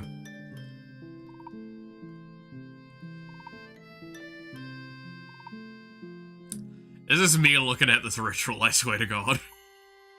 I may be sick, but I have my things I like.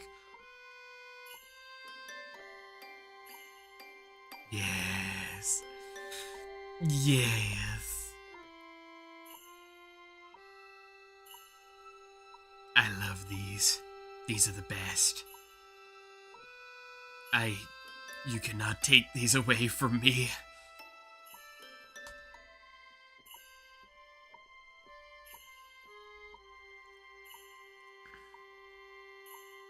There we go. Now the question is, which Malith was first? The IRL one or the Live 2D one? It's a tale as old as time. It's almost like it was 4 months ago.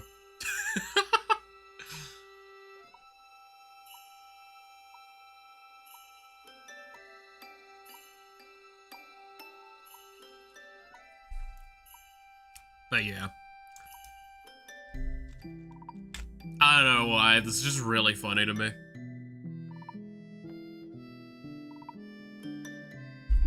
Because, like, genuinely, I feel like this would summon me. I don't even think I get a choice in the matter. I think it works.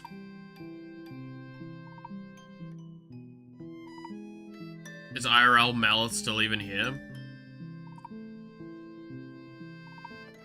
I like to think he is from time to time.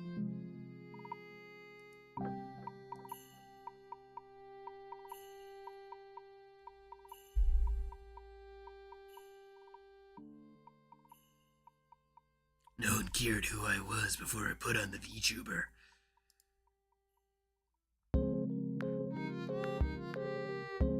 I wish I could do a more intense voice, but I'm pretty sure if I tried, I would potentially die.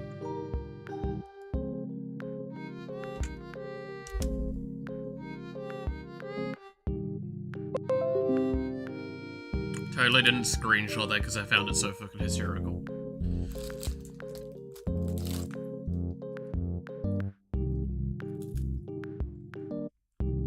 You got food now, devil?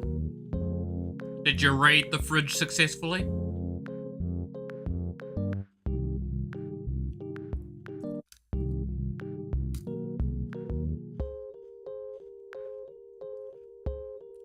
Potentially die. I mean, it's definitely on the docket. Not exactly a thing I want to be doing, but you know, it is a thing that could happen. It's a thing that happens a little too easily sometimes. Got ham and cheese? Nice. Do you need an explanation of what's on stream, or you can figure it out, right, Devil?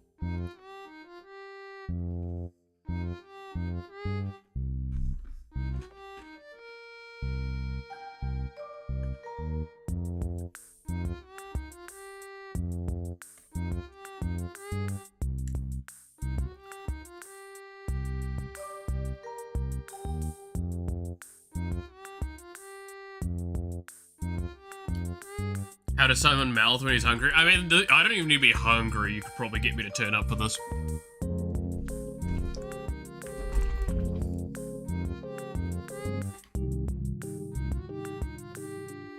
So I'll turn up, eat all of this, and then just go like, cool, thanks, and then maybe give you a blessing and fuck off.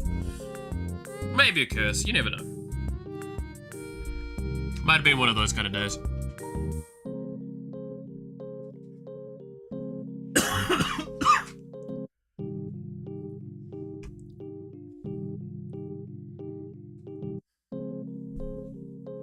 Oh, God.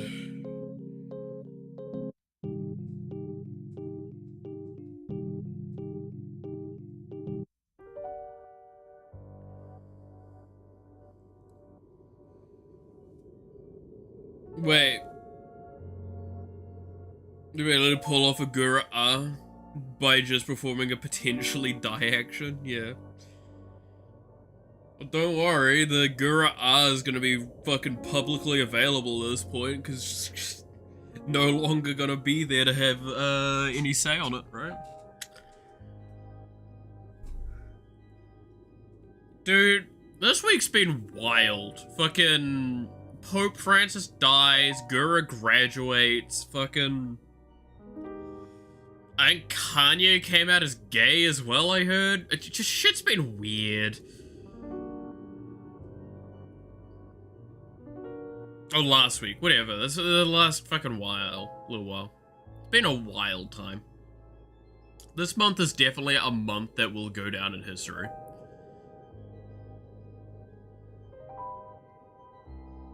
It's definitely a month that has occurred.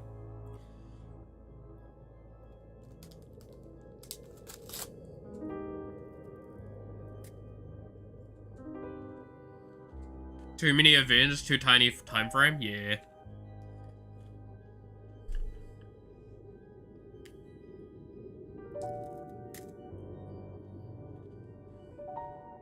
It's a hell of a fucking roller coaster. How do you feel about Guru's graduation? So I actually talked about this quite a bit last week. And it hit me hard. Because it's undeniable how much of an impact Guru has made on the concept of VTubing, VTubing as an industry, VTubing in the West, VTubing in just VTubing, right? What's the bros build? It's all over the place, I swear. But it's one of those things of, am I sad to see Guru go? Yes.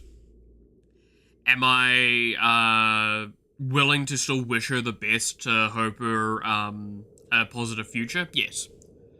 In fact, I'll read back the tweet that I posted at the time, and I talked about this on stream as well.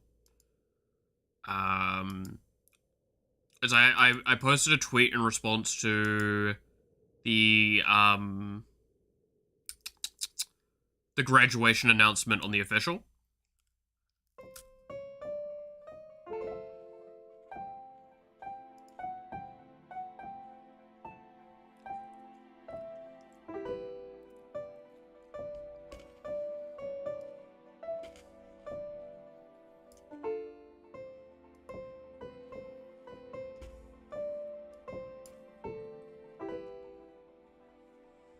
Give me a second, I'm pulling it up.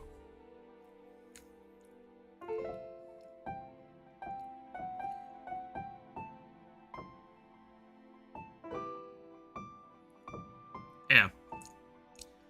So, I cannot stress any further, I wouldn't be where I am, or who I am today, if it wasn't for this funny shark girl. Thank you from the bottom of my heart, and I wish you the best with whatever your future may be. That is probably the most raw feelings I had on the matter. That's genuinely all I could think.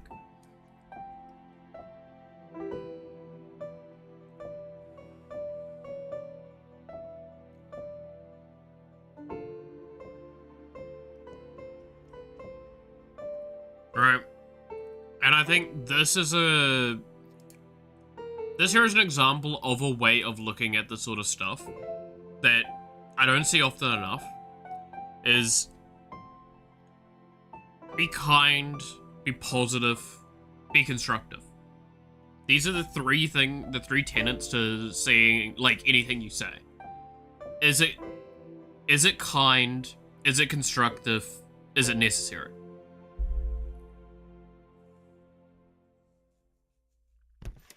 Anytime something leaves your mouth, think those things. I think it's an old, like, Incan or something like that philosophy. And that's why, in this case, like, I formulated my words the way I did. It's like, I need to make sure what I have in feelings is put somewhere to be able to remember, to be able to call back to, stuff like that. But, like, genuinely awesome. MTG yapping is none of these things. How fucking dare you? I'll have you know, it is at least, like, constructive and positive. I swear that to be the case.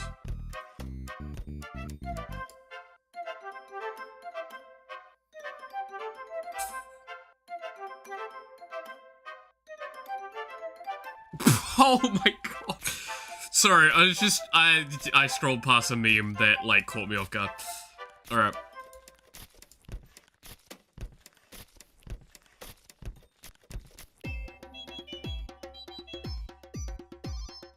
I'm curious about who'll fill the void. There's no filling the void. Like, Gura... Okay, so Gura is part of what you could consider the old guard at this point. Gura is a staple. She is something that will never be truly replaceable. That is not what's going to happen. People will grow, and will continue to grow in their spheres. And they'll grow further. Iron Mouse, Fuamoko, some of these sort of heavy hitters, at least in the West, will continue to grow. But keep in mind, like, Gura is not Hollow's or, like, Clover's only heavy hitter. Like, Fuamoko is insanely, they've been done insanely well, and that's because they are very capable individuals that have had a lot of experience with the industry. There are still multiple Japanese talents that they have that are still beloved by a global audience. It is not to say a void will be left, but it will definitely be a memory that will be cherished. I think that's the best way to look at it, right? Because yeah, I don't think there's any filling a void sort of thing.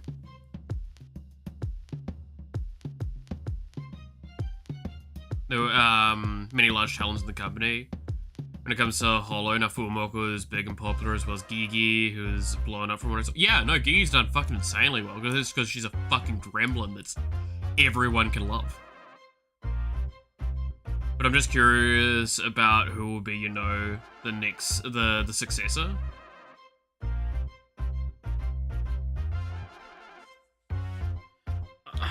I kind of get what you're trying to say.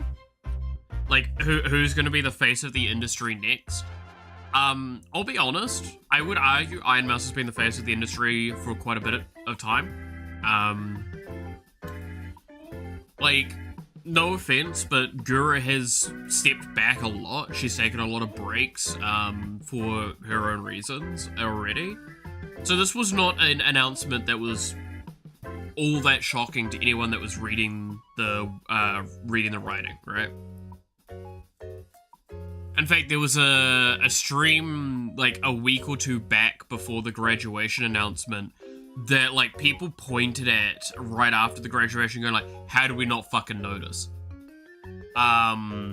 Which was her in a collab with a bunch of others and them talking about like announcements that were coming up or had just come out. I think it was her, Crony, Mume, and someone else.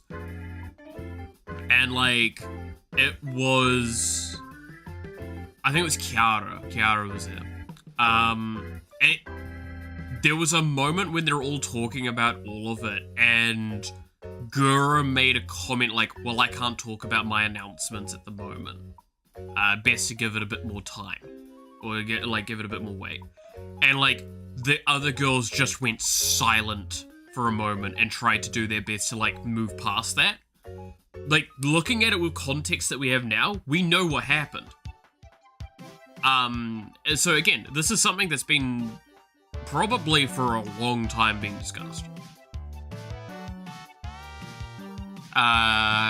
Let's see. When it comes to public face of VTubers, it could be pointed out to Mouse. In comparison, Ian Branch, Fuamoko, or Gigi are the best and fastest growing. Yeah. I would argue Fuamoko is probably the most universally adored. Gigi is just fucking loved because she is what she is. I cannot wait to do a character designed around Gigi just because she's fucking funny. She is absolutely, every time I see anything about her, I'm in stitches.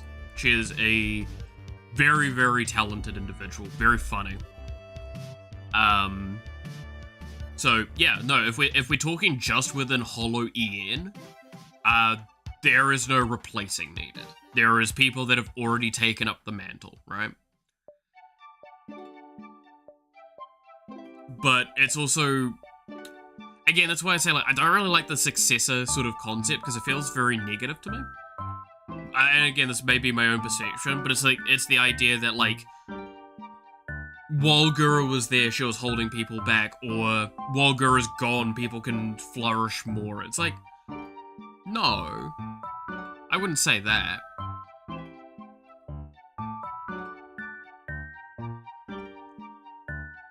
Again, it's, these individuals have earned their, place with their own merit and their own, effort.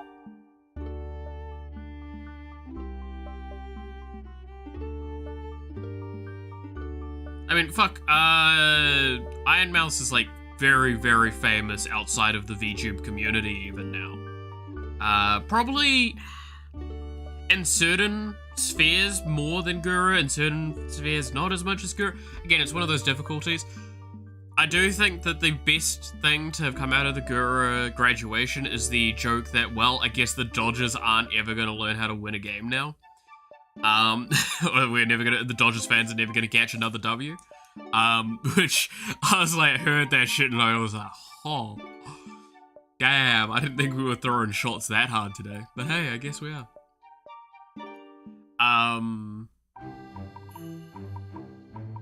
Yeah, no,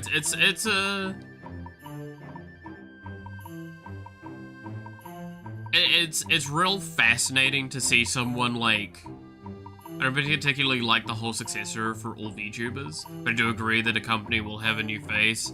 That's a good thing. put a spotlight on new people. Yeah, no, I think that's an accurate way of looking at it. That's why I say, like, I wouldn't say Gura is the most famous person there anymore. By a long shot. I mean, fucking Maury Calliope's fucking done insanely as well, right?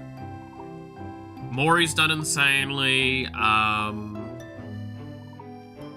like, Kiara's done quite a lot as well.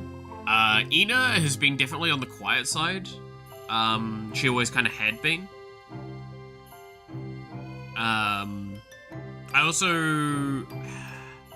I believe Kiara has gone out openly stating that she doesn't want to see a merger occur.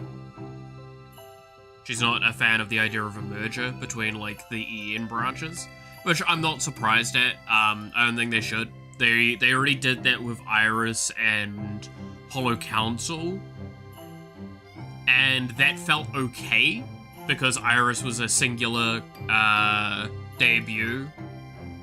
So she was kind of put in the 1.5 category for a long time. This meant that she's just moved to 2. And it felt like a lot nicer to just have her with other people, with having not quite gen mates, but something. Let's see, I've been playing COD again recently. Go in there and coming over there. Specialists in FPS games, dodgy once. Just doing it. Nice. Sounds solid. Again, just go for it. See how it goes. Don't think more on the fact of just do it. You know how you learn? You learn by fucking up. That's how you learn best. I actually listened to, recently, was it Kaif, talk about how he does editing stuff, and I actually thought that was really, really helpful. And it's advice that, like, I wish I follow with my editing. It's just because I'm fucking lazy, I'll admit, at this point.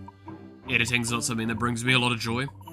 But he talked about how, like, he looks at things that he likes, things that he enjoys, and he finds ways of incorporating that into his editing. And by doing that constantly and iterating on the process, he's resulted in such the quality content that he produces now. Which is really good. This is what I truly enjoy. I myself have been playing COD since the first instance of childhood, but experiencing FPS games, and I'm inspired. Nice, yeah, just do it. See how it goes. You learn best by doing. Alright. So, yeah, I hope the best with that. Oh god, did you see the meme that's been going around, about, was it the self-advertisement stuff? That was, so this got brought up by, I can't remember, I don't know if it was rage baiting. I think it may have been rage baiting, but it was like some fucking manager or something posted a thing about how, like, how dare this person mention that they're streaming? That goes against the terms of the chat. Because it was like, the person was like, hi, how's everything? And, like, you can see their chat history, and it's like, how is everything? Oh yeah, I'm good, just got off streaming, so I'm taking a break. And it's like, why did that comment get deleted? And then, yada yada yada, and the person apparently got banned. That there is something I just... There is a mixing point with self-advertisement, right?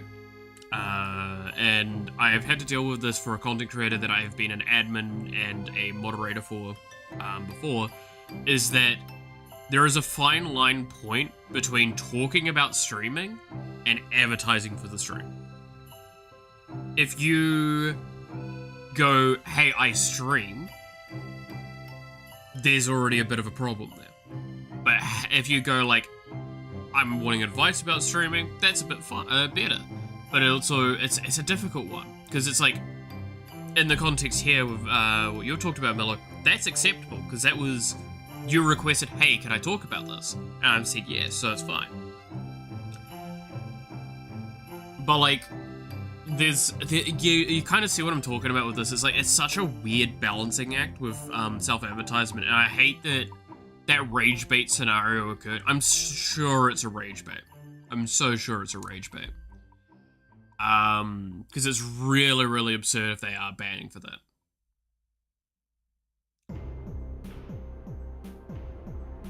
Hey everyone, come to my channel. I will post a full link to the chat right now. Yeah, like... Real link to twitch.wow. Yeah, exactly. Like, that is very clear self-promotion. Don't ever do that, right? Like, and I think that's something we can all objectively look at and go, that would never be acceptable.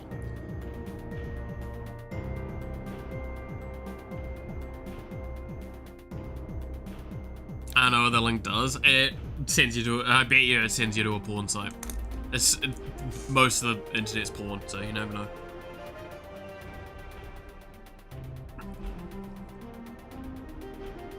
But it's like, that's the idea, right? Is like, the moment you start,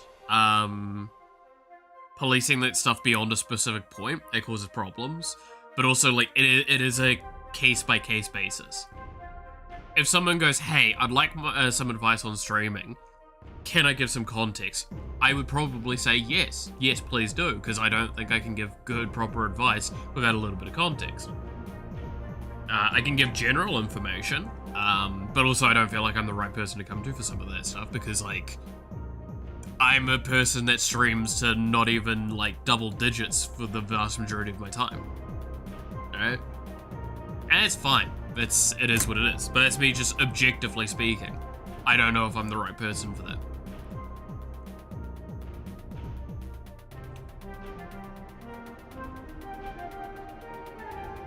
I think one of the things as well that I heard from Pirate Software recently that was quite interesting was his talking about, like, how real early on he didn't have a huge audience. Then someone played his game, a streamer played his game, and he got a massive audience, and it quickly dropped.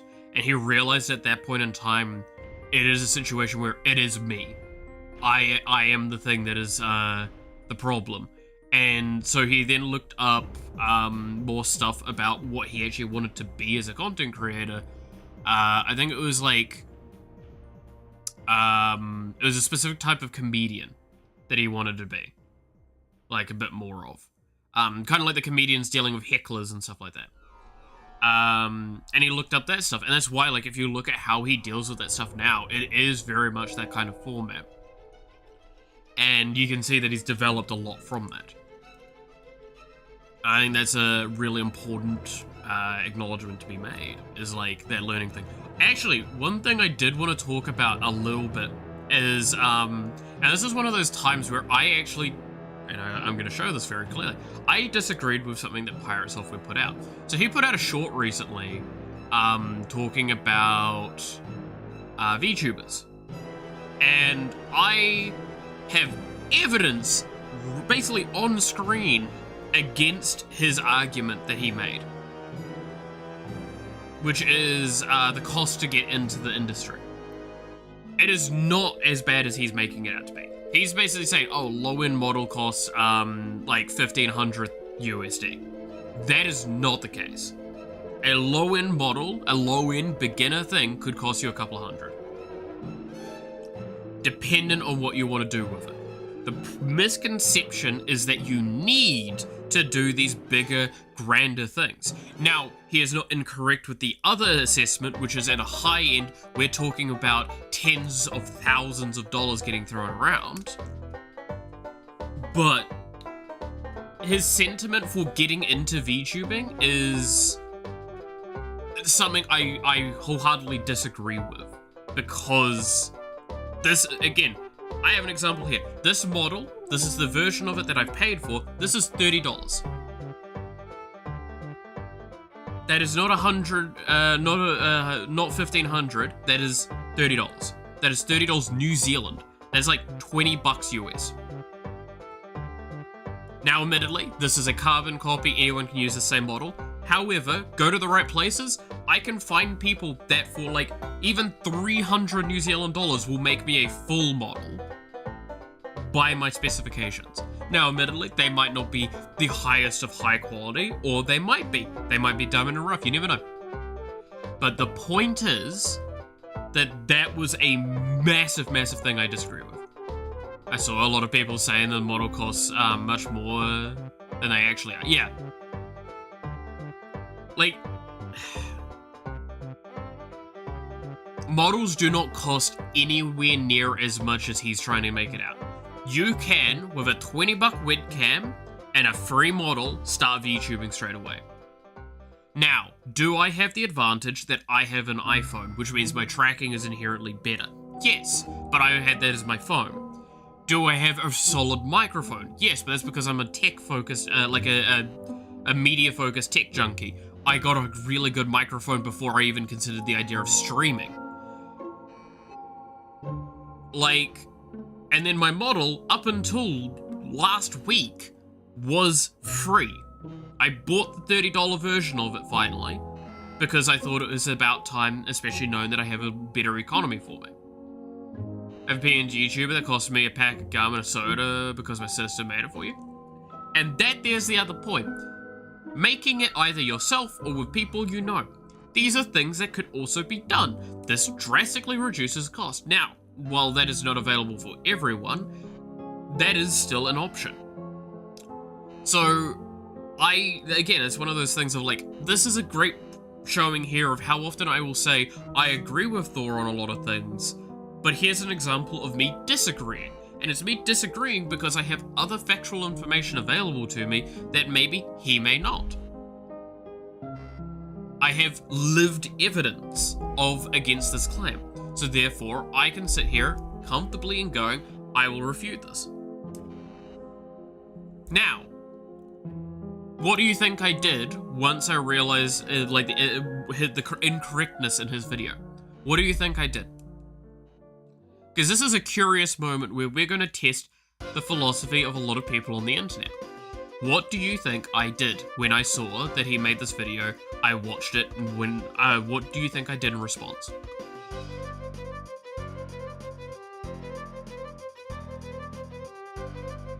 I'm curious, because I know what other people will do, and I know what a lot of people might say I would do.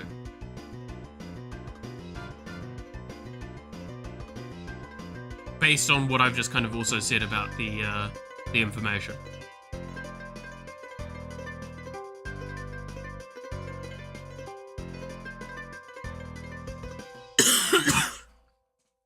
It's a free trial version, so it's free to start as a VTuber with mid NPC and a phone mic. Yeah. Dude, you do not need much to get into VTubing initially. Genuinely.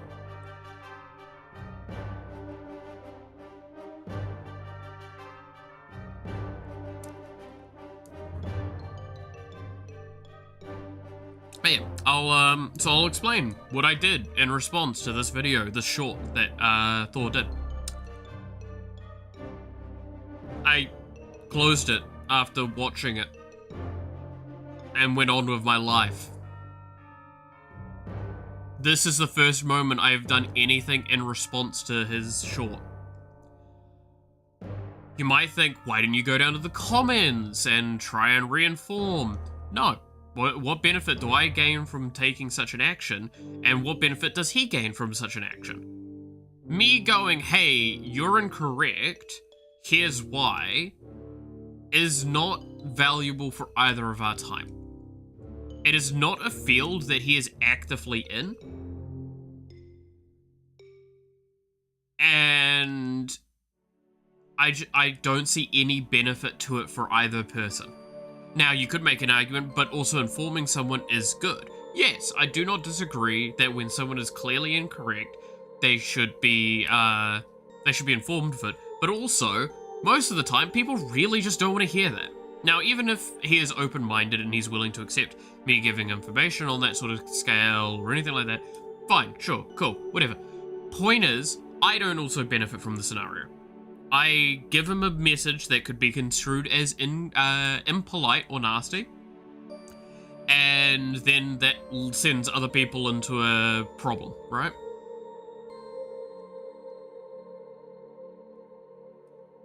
Anti-average Twitter. Yeah, like, yeah. Handwritten letter of a death threat and mail it to him by telling him, God damn. I hate that that's actually what people do, right? But yeah, this is why I say, like, drama stuff is just not worth your time. Do I want to kick up potentially a hornet's nest of a situation to inform someone, hey, I don't think that's right? Could I have done it? Yeah. But I've already made, like, I think at least one of the shorts that I've done talks about how, like, the cost of getting into it's not actually that bad. As well as I've already talked about how I do want to do more shorts, and I keep delaying it. But I want to do more shorts talking about, like, being a VTuber, how to get into VTubing, all these sorts of things. Hell, Penrose even made a video about it, talking about this aspect as well. It's like, how it is actually really cheaper and easy to get into this field. I didn't care if you or Thor get anything out of it. How do I benefit from it? Yeah, that's actually a valid way of looking at it, though. Genuinely. Not insulting or starting shit, but how can you guarantee that that wouldn't?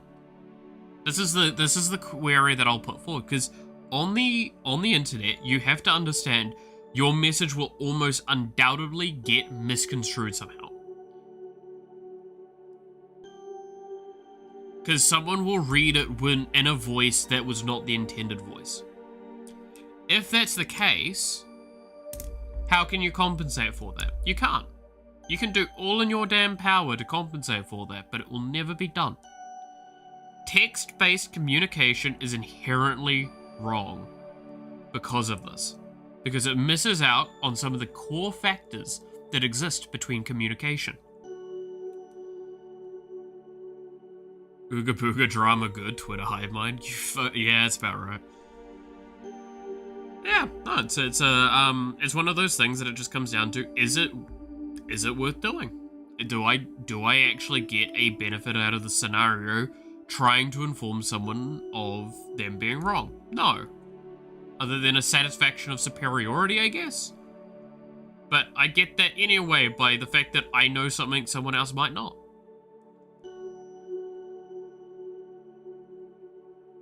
Like Thor, when he was talking neutrally about Vidal, and a lot of people thought he was insulting the turtle. Yeah, no, exactly, right?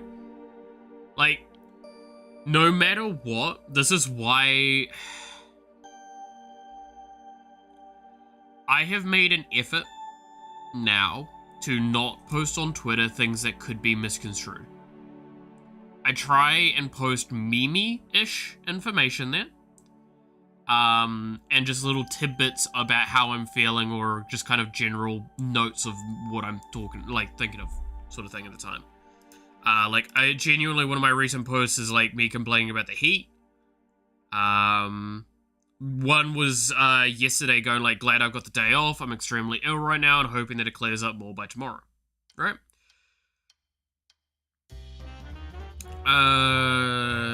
Then, like, another one, gotta start getting back into a more productive cycle again, I think. So much to do, so much to make, so little brain. Another one, why I gotta be so hot.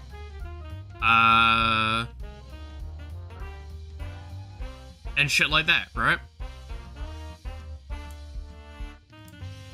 I mean, like, fuck, there was even the post about, like, my temporary office setup that I had for, like, the last stream or so, while I was doing work as well. Which that was just, yeah, me shitposting, going, like, rate my setup.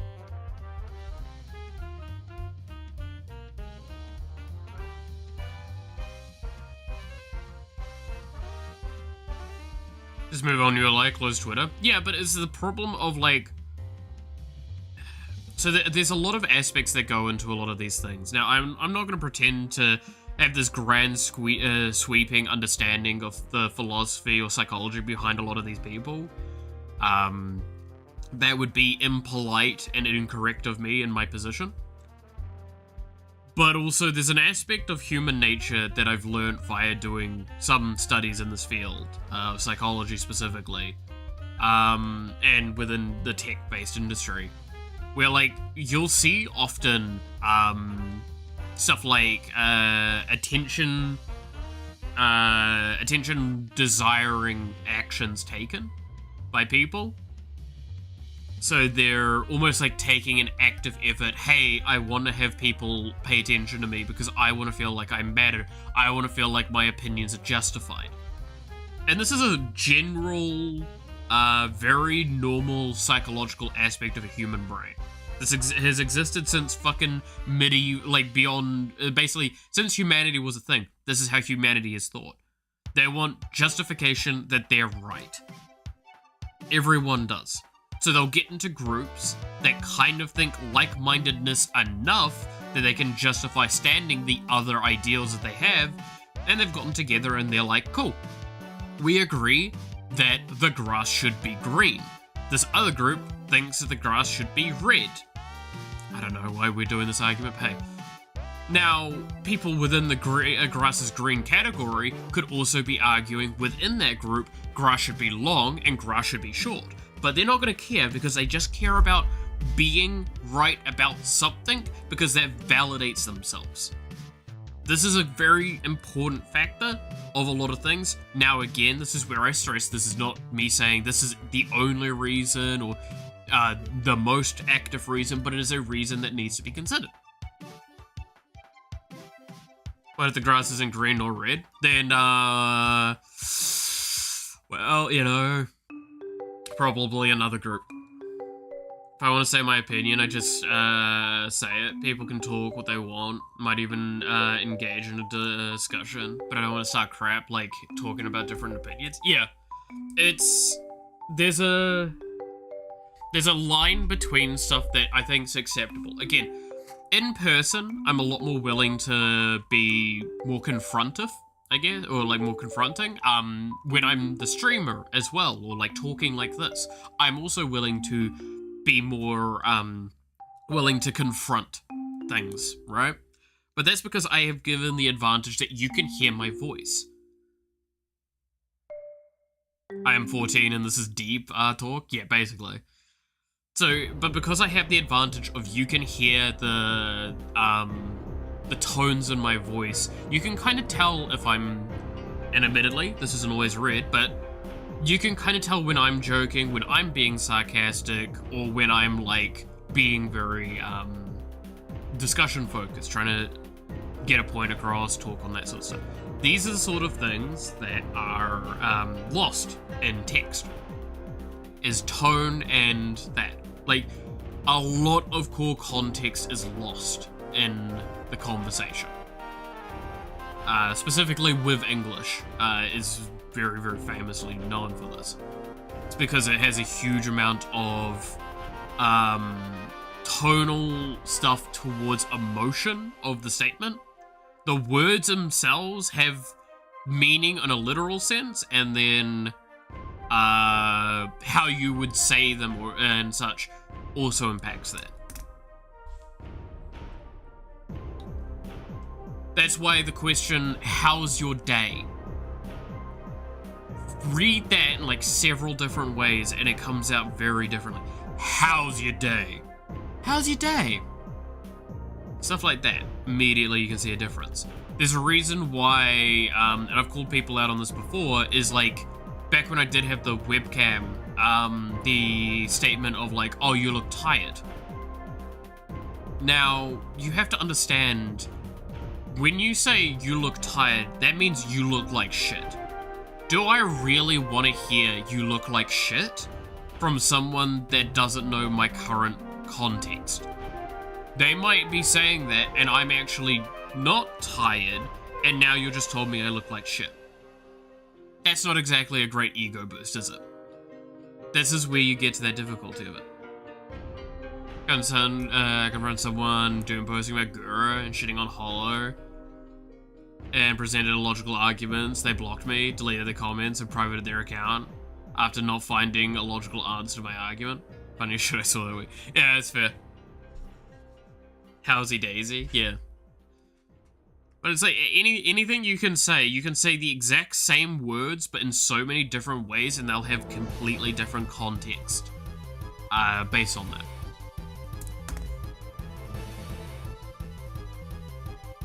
Right? And you can't denote that in written as easily.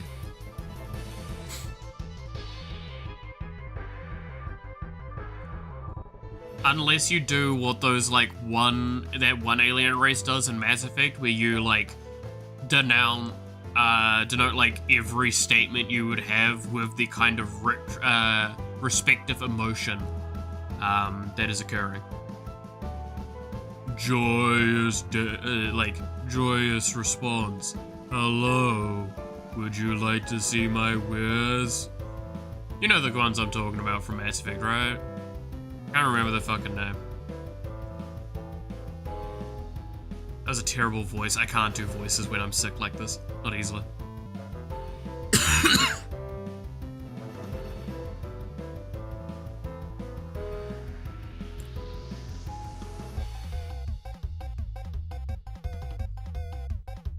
I gotta blow my nose. Wait a sec.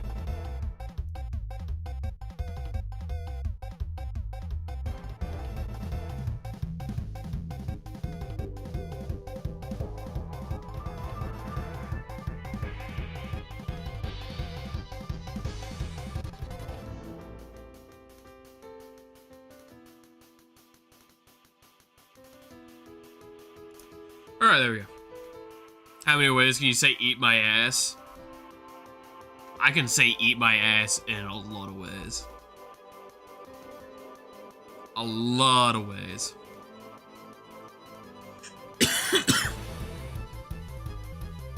Ugh.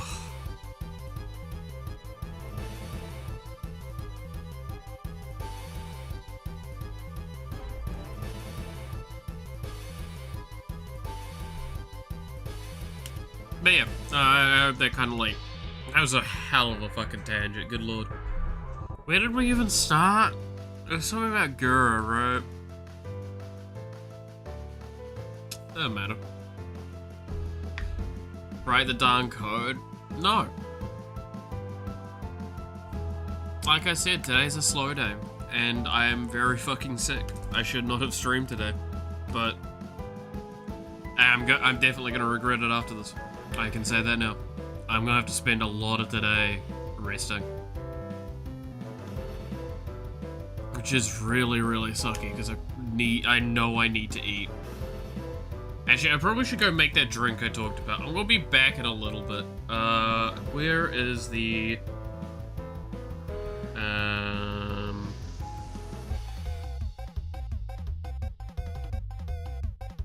Where is it? I think it might be under expression. No. Yes, there it is.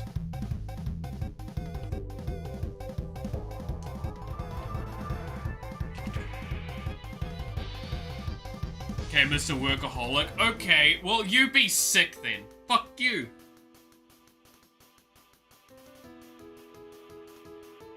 You try and fucking be deathly ill. Sucks ass. Alright, I'll be back shortly. Where's my fucking keys?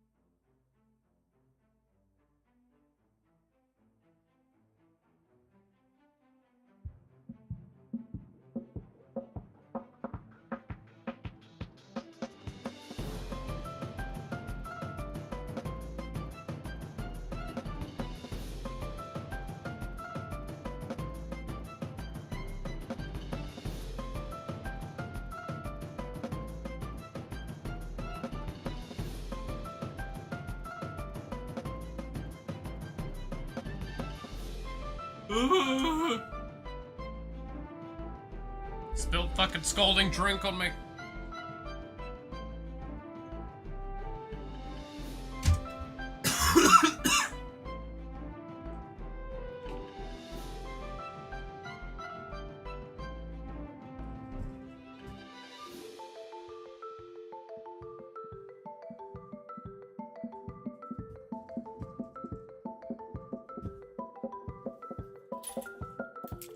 Alright. You lot behaving? Let's see.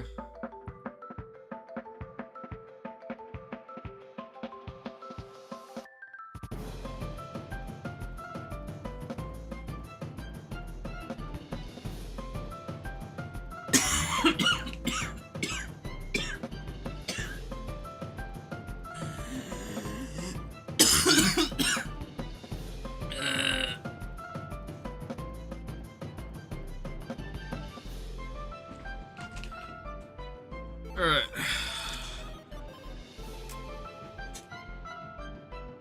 Where's the turn off of the thing? There we go. Yeah, I spilled fucking some of the drink on me while I was coming back to my room.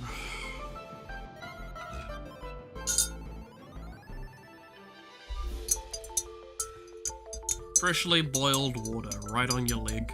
Best way to do it, right?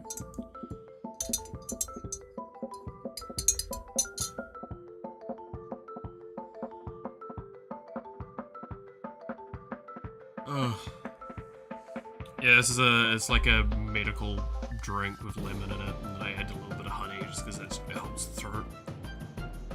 Ugh.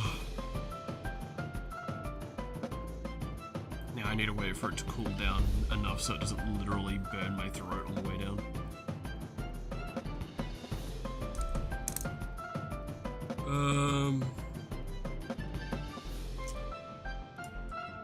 Y'all want me to do something like kinda naughty?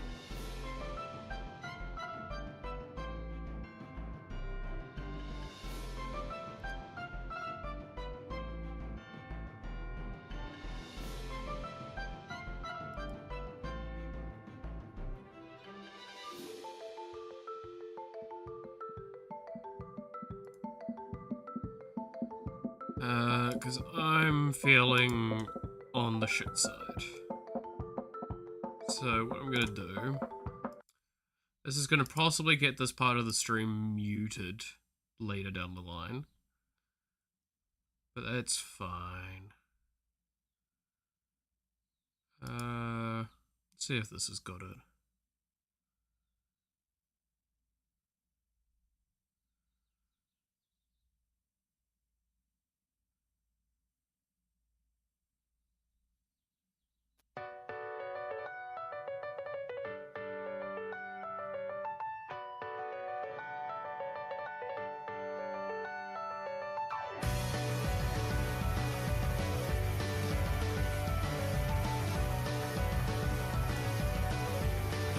Yeah, that should be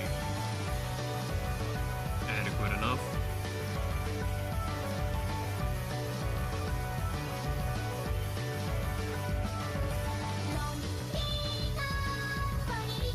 Tell me if the music's too loud. But we're just gonna listen to some Hatsune Miku.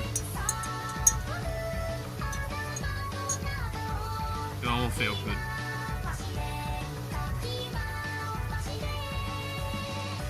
This is why I say we're a little naughty, because technically this is not fair use. So,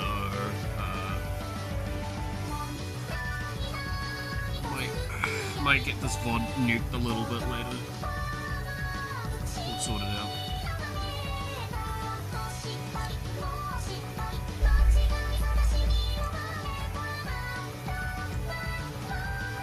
Are you sure? What do you mean?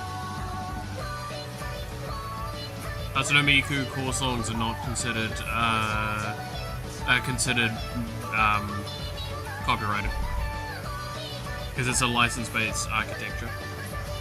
Vocaloid, the program to do Vocaloid stuff is not.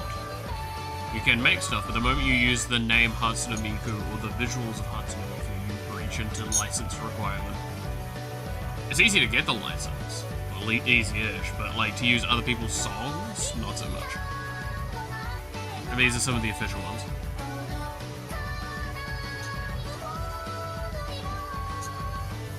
So these come under a rule of, I'd get in a lot of trouble. But I'm a small enough content creator that they're not going to probably hit me with too big of a thing, and if they do, I'm just going to mute them on.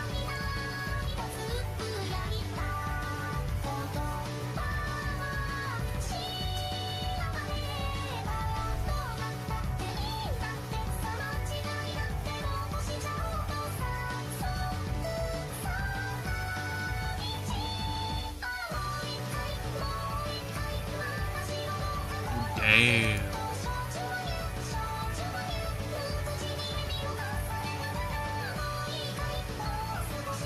You sure about wanting to get a channel strike?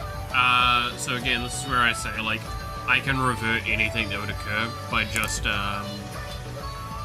muting the stream. That's all that would happen. If I get a channel strike, or if I get, a copyright strike, or anything, or a copyright warning, I'll just mute the mod. It's not the first time. Dude, I've been hit by Disney before for fucking them being actual morons.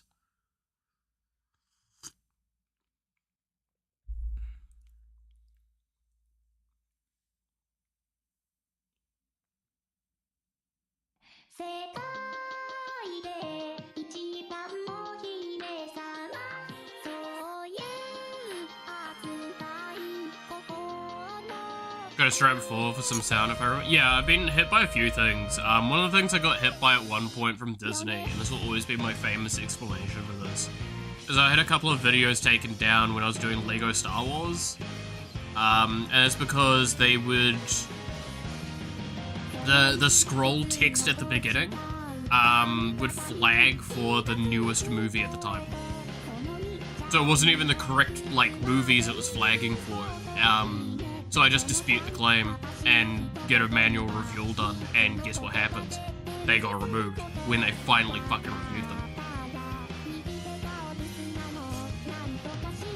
So I'm not worried. I've also had audio problems before where it's like, I've had an audio thing and like, cool, I just mute the mod. Mute that section, we're done. I'll get a notification like an hour or two after the stream saying it's no longer available in these countries, and what I'll do is I'll look, see if the countries are just like one or two, like what we've had a few times with, I'm trying to remember. There's a couple of times where it's just been like a handful of countries that aren't countries we have viewership from anyway, that I'm like, people aren't going to come back and want to watch this anyway, so I'm not too concerned.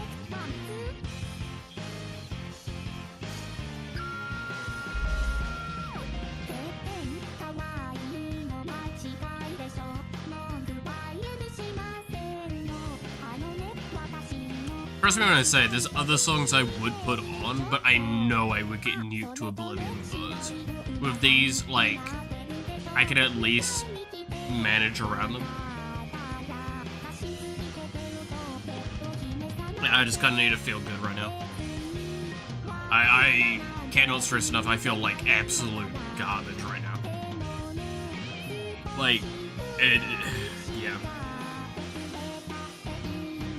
I know, like, the immediate thought is like, oh man, flu argument and all that, and I've had to deal with that a lot in my life, but I've now got more than enough information of backing of, yeah, no, when my body gets ill, it's like hard shutdowns on a lot of things.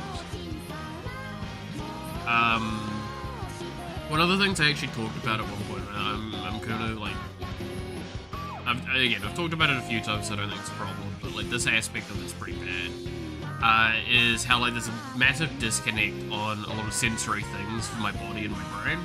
So like when I would be hungry, when I would be tired, when I would be need to go to the bathroom, stuff like that doesn't kind of lock in my brain the way it should.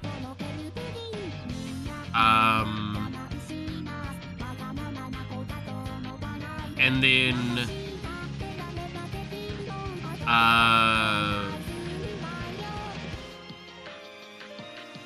when I'm sick, a lot of those systems get like even worse, kind of muted out more.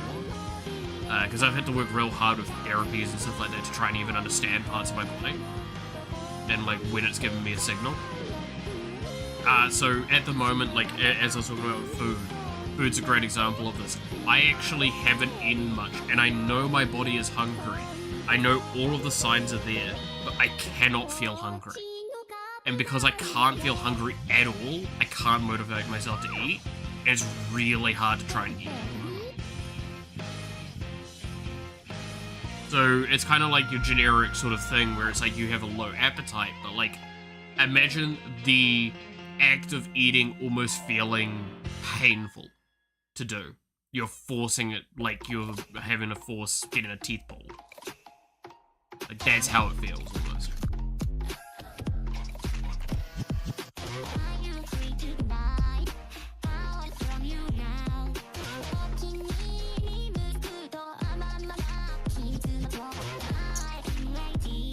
The disadvantages of my fucked up body. A short story by Melif.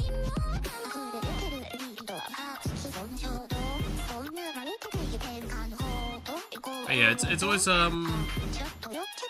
when I'm ill, just really fucking shitty through a lot of that. But like this especially is just when I can't even taste things or taste things very well, it makes the motivation even lower. So I have to like desperately find ways to convince myself to eat food.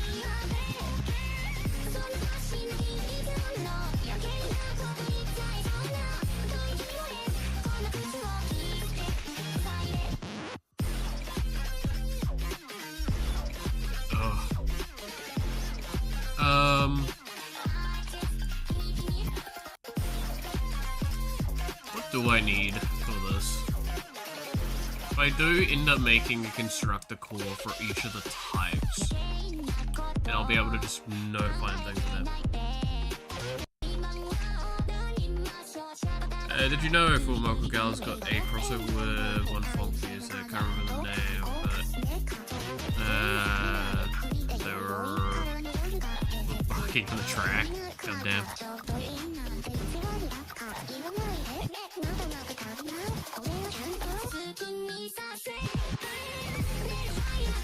I've listened, I think they've done a few songs now, right? Full Moco. That music's good, if I remember. Again, that is an example of, like, some music I wouldn't touch, right? Like Iron Mouse, and Hololive music. I still need to listen to that new Gura song, actually. I do need to listen to that at some point.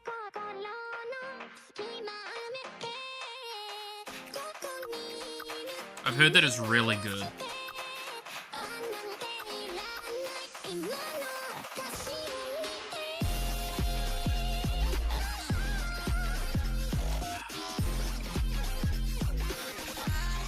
I have to do that, like, maybe after stream or something. Indexing, description. Description becomes kind of universal now.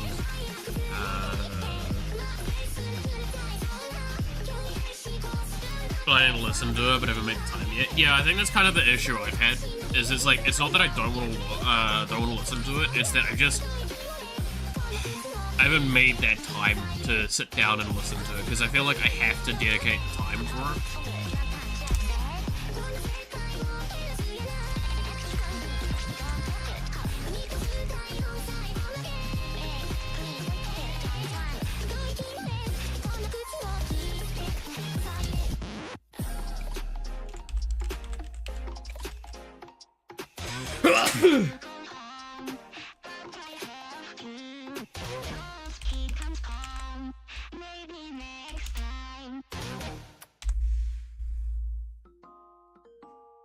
But yeah, I've heard a lot of good about it.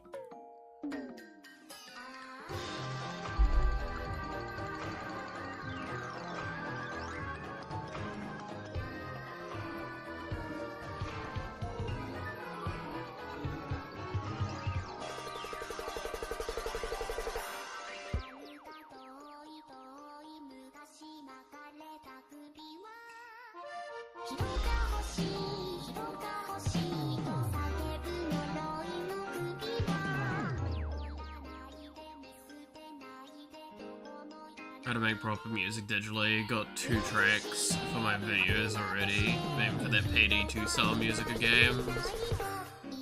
I'll also make some less energetic tracks. That's fun. That's cool. I like the Payday 2 music. Dude, is it Mastermind or whatever the fuck it's called? That's a good one. That's the one that I normally run. The song's fucking iconic.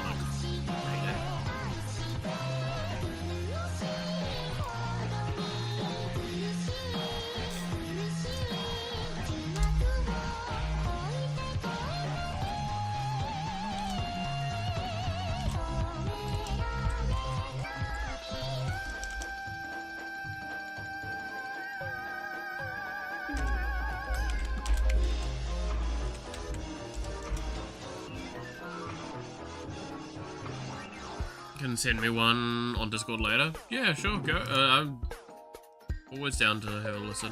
One of my mates does a lot of music as well. He sends stuff through from time to time. He was originally doing the music for this game as well, but he admitted like he just couldn't keep doing it because of the time and everything. It's just too much. The speed I required it and the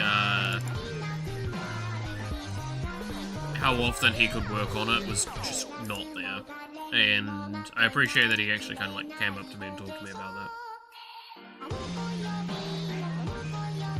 Because I would prefer someone to tell me, hey, I can't do something, than try and lie to me.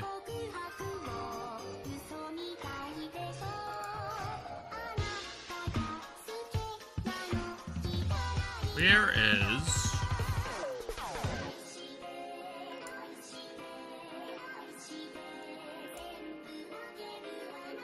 that asset that I'm looking for? I feel like it's supposed to be here.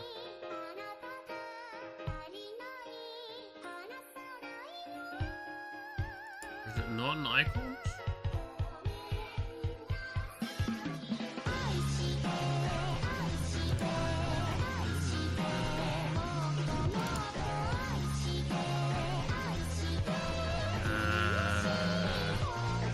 Skills, slot, temp. Yeah, that's that one. Where is... there it is. That's the one.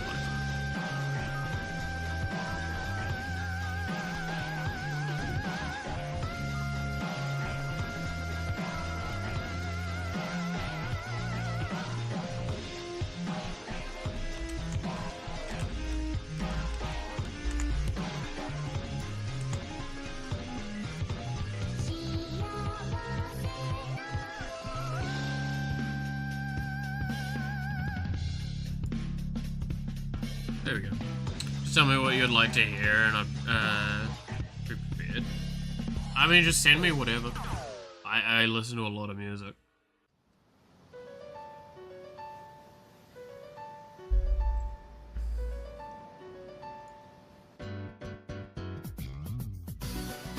I mean, would I include a playlist system? It's one of those things, right? So, one of the ideas I had for music, the sound design for the game, I don't know if I can do it, right? Is layering tracks. Like, I know how to do it. Whether I can effectively do it is the problem. So, what the desire was to have a baseline audio, like, kind of, this is the OST for the game baseline, or this is for this map. And then, like, when a boss would turn up, they would layer their music over the top of it, so it would combine correctly, and it would create the intensity for the scenario. And it would create a nice build-up. It would also create a nice understanding for the player, because then they'll be able to recognize when the boss is defeated, because the music fades out.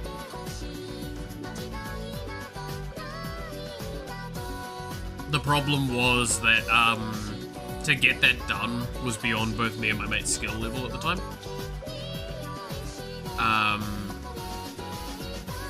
But I'm also just not sure what I want, is the other problem. Because I'm not good with music. So one of these days I will move in a direction where I start putting my effort in to learn what I need to learn for that field. Today is not that day. That's why we do have basic music in, but we're not going any further than that. Done. Yeah. I mean, it's one of those things of, it's not a skill I am good at, nor can I learn easily. So it's something that I've acknowledged needs to be resolved at some point, but doesn't also require to be done now. And because it doesn't need to be done right this moment, I'm not gonna put the effort in right now. Again, it's not a sense of devaluing it either, because I know that could come across as that. I value music and sound design very highly, because they're very important aspects from here.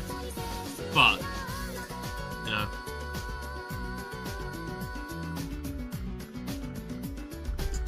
you're not a one-man army. Yeah, but also with this game, it's easier to just use myself. Alright? I have the more guarantee, I have the safety net, all that stuff. I know that's not a great thing to always use, but it's fine. I mean, it looks real bad at the moment because I'm not progressing much and I'm ill, right? So it looks like I'm really fucking thrashing myself. Trust me when I say, if I'm in the right mindset and everything, and I'm not fucking sick, it's not a problem.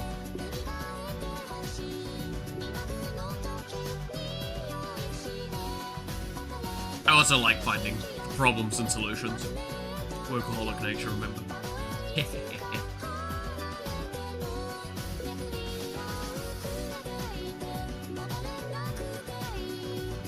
Alright. What's this one again? Oh yeah, that's me.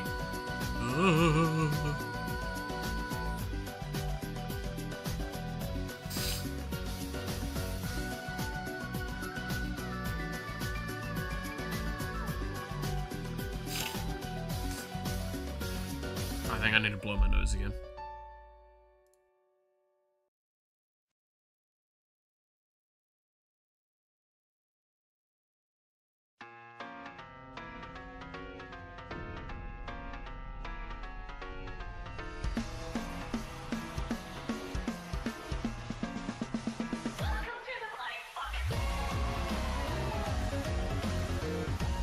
Alright.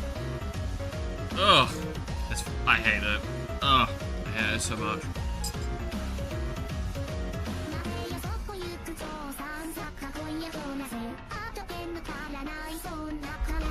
I know I have a bad habit of just snorting back the snot, right? And because of the way my health is, that's one of the worst things I can do, because my lungs are shite. So, I need to make in the effort to not do that, and to make sure I keep the congestion problems down. Because that's how I don't recover easily. If I recover easily, it's always because I've been very, very consistent at, like, managing this stuff. Is the garage room even somewhat spacious, by the way? So I haven't shown it on stream yet, but, like, I have for just the room, not including the shower, toilet, and everything like that I have in the ensuite, the room itself is, like, 3 by 4 meters. 3?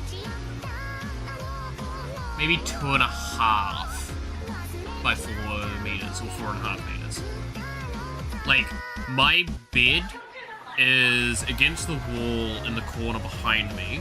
It goes all the way out from that wall, along that wall, and then across from that is where my TV and my keyboard is, my, like, piano keyboard. Then, beside those are my desk and another little thing, to store my clothes. So my bed and my desk don't even line up. That's how much space I have.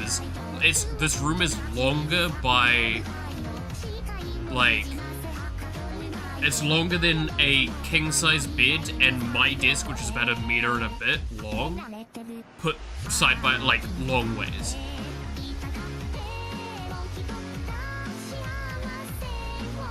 So that's why I say like 3.5 meters long. And that's, again, not including the thing. It is a small living space. Like, it is a full, like, you could call this a lounge in, like, some houses.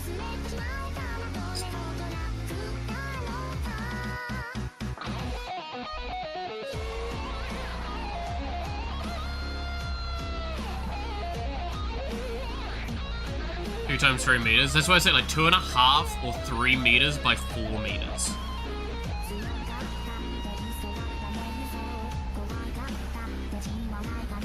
Like, bed is nearly 2 meters, I think, long. Desk is 1.2, 1 point, something like that. So yeah, 4 meters long of a room.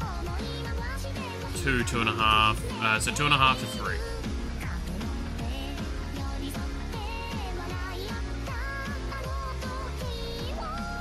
Make the bed when... No, trust me when I say it's a lot more than that. Like, I have, what? About 1.2 meters distance between where my bed and my desk is. Like, because the desk's on the other wall. So desk is against the wall going into the garage. The bed is on the wall going against the outside. And it's like long ways against the back of it. Because, like, think of it like this maybe, as it will help it. I'm on the back of a double garage. I am this entire lot of space I have is the length of a double garage. And I'm not talking about a small double garage either. And then I've got like a big ass fucking like sliding door as my my main door in my room.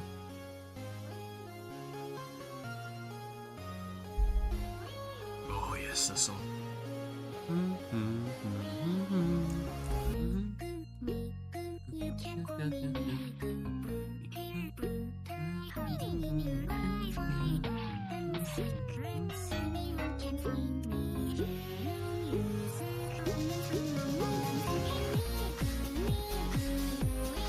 It seems it's all similar size. Yeah, like it's...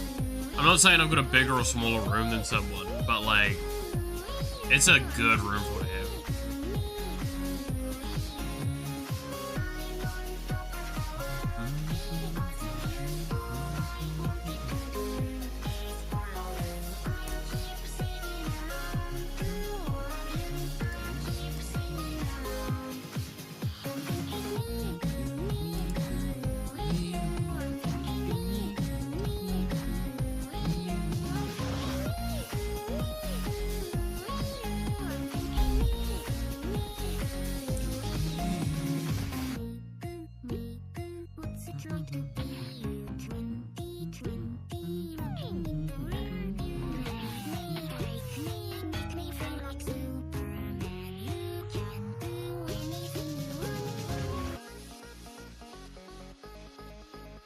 You remember? Remember what?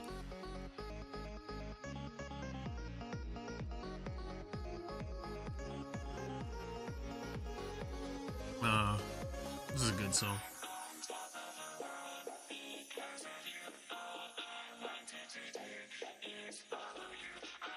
Admittedly, I'm also like kind of fevered over the Miku event. Oh, you mean the Miku's thing? Yeah. Also remember my fucking... It was last year. It was like late last year too. Dude, I stand by. If they do that shit again in New Zealand, I'm going.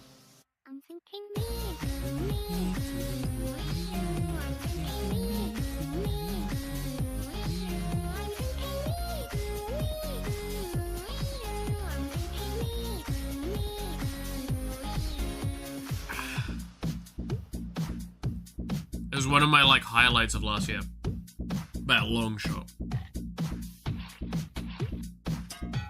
To be fair, also, last year was not exactly a year for beating highlights. My lore last year was fucking rough. We're already like nearly halfway through this year as well. Wild. The world does progress.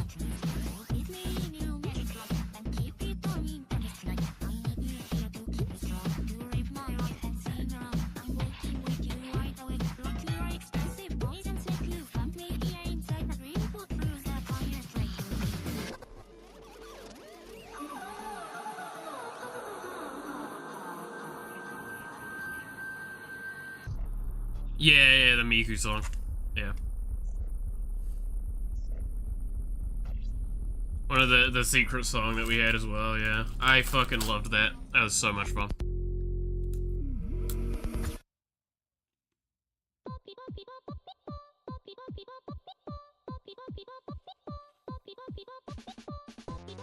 Dude, I still think I've got, like, bad hearing in my left ear a little bit from that concert. Like, I think it did some permanent damage, and I'm still okay with that.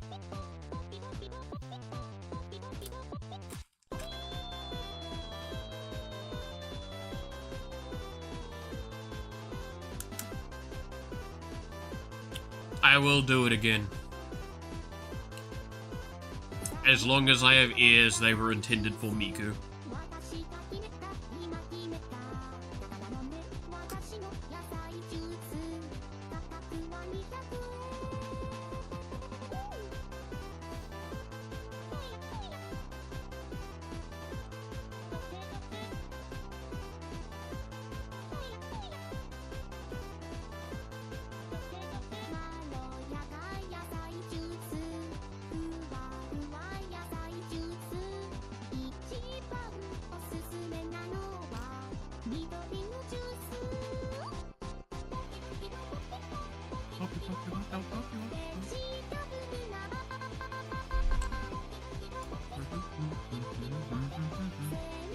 Gotta love it.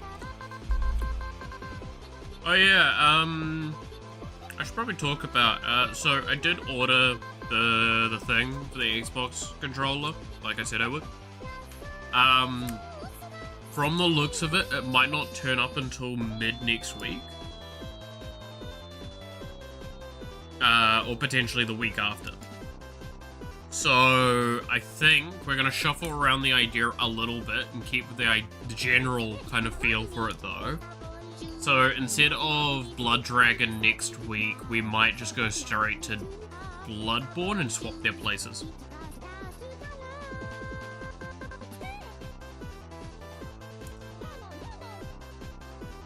Your old Xbox? Xbox 360. We were playing Fable on that. The problem was the battery I have for the old controller is completely dead. So I have to keep it plugged in, but the cable's a bit touch and go. So what I'm gonna do is I'm just getting a new battery pack, one that I can slot batteries into. Some just AA's, because that gives it longevity. Theoretically to use. So I'll do that.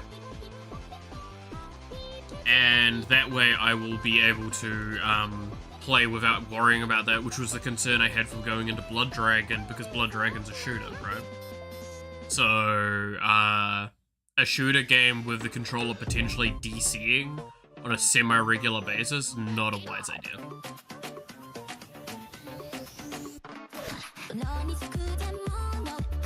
So, I've ordered the part though, but the part will turn up, like, sometime in the next week or two.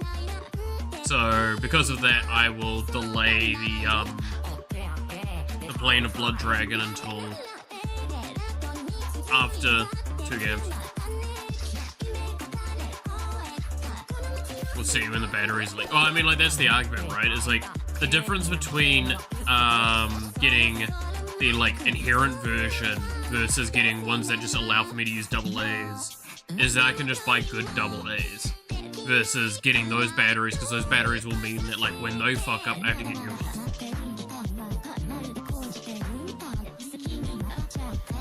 You say you want to try Far Cry? No, I'm going to be playing through Far Cry 3 Blood Dragon. I've played through it many a time before. It's one of my favorite Far Cry games, if not my favorite Far Cry game. The thing is, since I'm going to be playing on the 360, I want to have a controller that's not going to DC. That's the point that I was saying. So we'll switch to one that uses the PlayStation controller, or uses the PlayStation 4 first. So we'll play Bloodborne instead.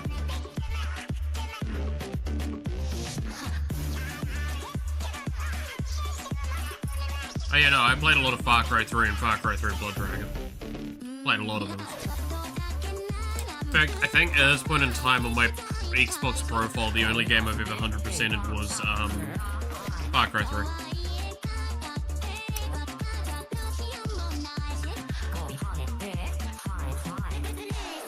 Because I don't tend to like doing 100% runs for games, especially in the more modern era. Unless, like,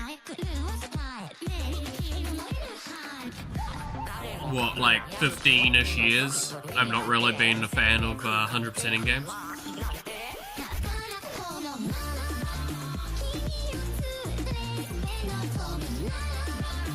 15, 20 years, somewhere like that.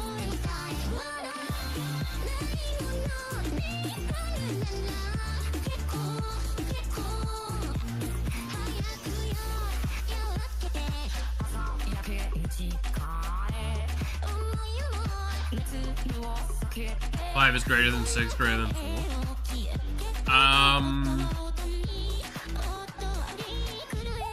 If 5 is the one I'm remembering, I can only disagree with it.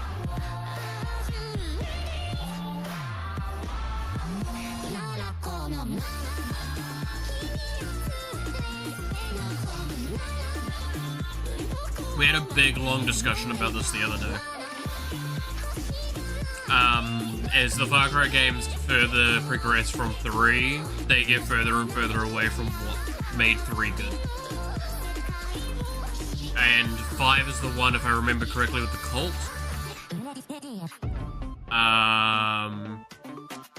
And that one is the best example of them just completely fucking up miserably with what made Far Cry 3 as good as it was.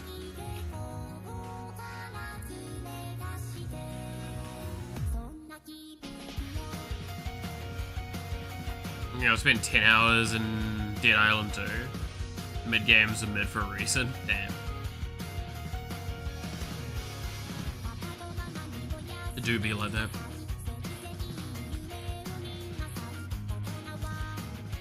But yeah, no, like, I can't like most of them. I think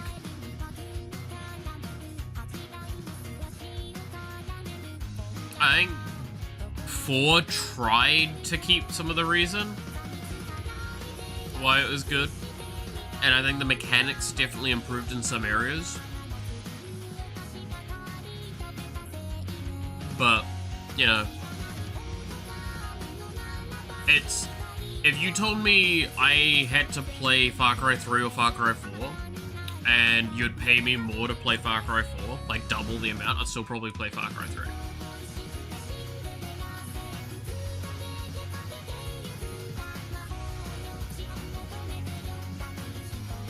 Far Cry 1 and 2 are just a fucking shit games.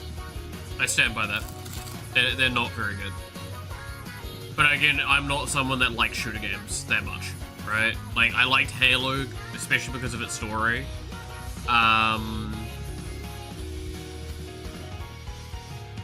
Like, that sort of stuff. Why would you play Far Cry 3 over 4? Because I enjoy the story significantly more, and I like the world a lot more. Because the shooter mechanics are similar enough that I don't gain or lose anything by playing one or the other. So mechanically speaking, while 4 is superior, the general experience of 3 is just so good.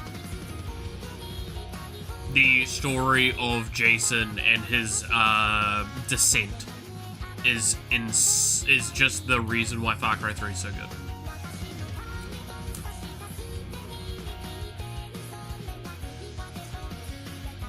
I think of a series as an RPG FPS more than an adventure FPS. I don't think that's wrong.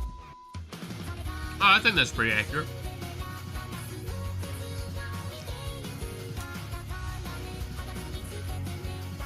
I think the problem comes in with, like, 5, for example. They just didn't give you a character.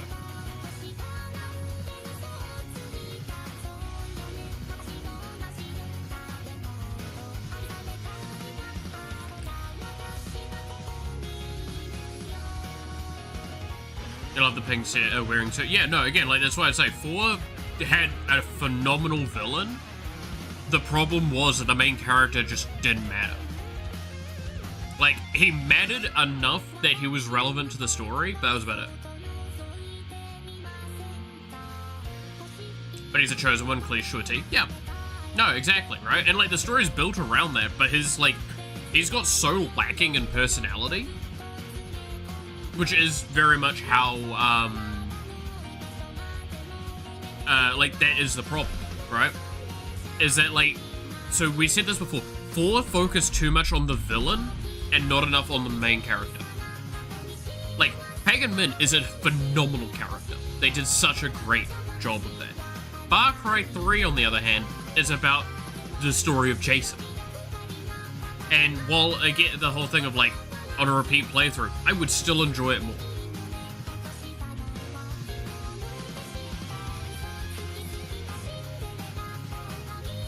Because I played both. I didn't finish 4, but I watched a full playthrough of it.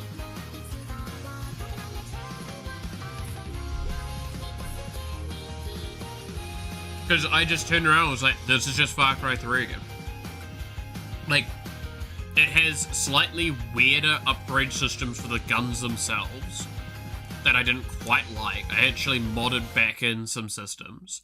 They were too narrow for me, was the problem. And most of the guns that I actually wanted to use were just not fun to play. Or they were way too good.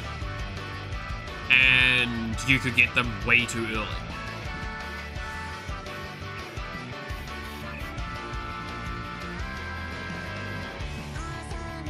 Went from weirdo marketing to get classroom fast face everywhere. Oh look, yeah, it's the problem is that, like, Vast sold the game, Jason got you kept you playing. Right? That's how I would see Far Cry 3. Whereas, like, Far Cry 4, Pagan Min sold you on the game, and Pagan Min was the reason you kept playing the game. But you're not playing as Pagan Min, you're playing as fucking AJ. In Far Cry 5, you're playing as blank names fucking Cop 1, versus, like, this whole host of characters that is really, really well and fleshed out. I don't fucking give a shit about them because I don't have any fucking agency or care of what my character is because they gave me a custom creator and a fucking FPS.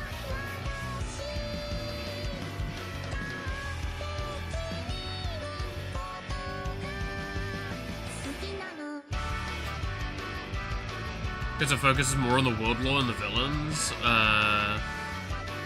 than on the villains of the main character. It's one of those things that, like, I like world lore, but I like a reason to give a shit about the thing I'm playing as.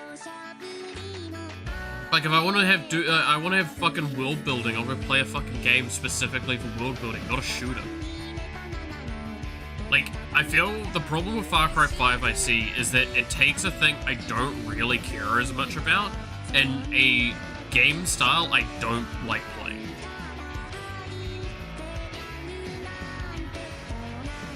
That's the only good thing about 5. I mess up everything. Yeah, I don't think 5 was a very good game. I think it was probably one of the worst ones of the Far Cry games so far.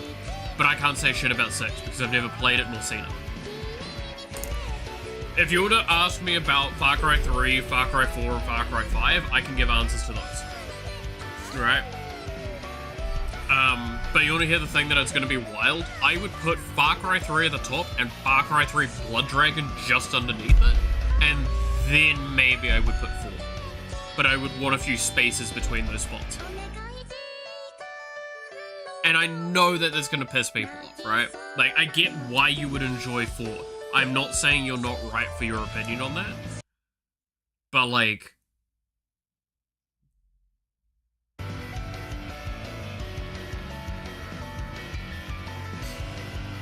On the topic of world building, I'm surprised how much environment storytelling I've now noticed in 2. Usually do not try to look at that. Yeah, and it's done a good job with all of that. Slightly underbaked, it looks like a thing, but at least it isn't New Dawn in terms of some wild aesthetic. Oh look, I think New Dawn had, yeah, Banky said exactly what I was about to say about New Dawn. Is New Dawn had some really cool mechanics and gameplay. Right? I started writing the letter for you, you know why. Oh, shit. Not again. Oh, fuck. But yeah, like that idea. I think what Banky said there is exactly what I'm trying to say, though, with Far Cry, like a lot of the things as well. Is it's just like, the focus on visual and villains in the games became such a center point by the later stages that I just don't give a shit. Like, what compelled me the most in Far Cry 3 is the fact you see a character that gets, like, is a cowardly, normal guy, go from that to objectively one of the fucking scariest people on that entire island. It was, one Far Cry I would replay, it would surprisingly say either New Dawn sounds off, or Primal. Or made me miss Primal with... Yeah, no, I can understand that. Primal was a cool idea, but I don't think it sold well because it was just too narrow.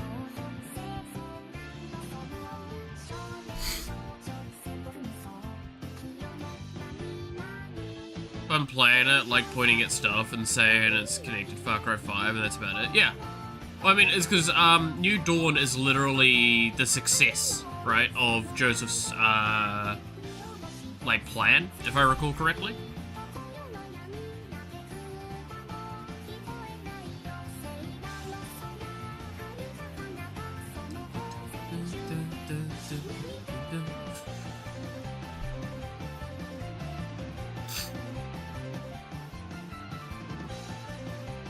Jason did not need much to go full psycho and start butchering people. Yeah, no, he didn't. And it was real fascinating to see.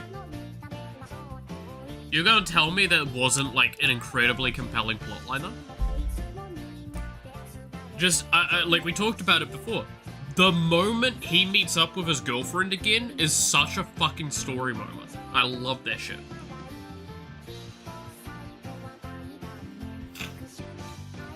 Never cared about anything primal, but walking around with animals and chucking spears at people was for fun as hell. Yeah, I think it would have been best as a deal.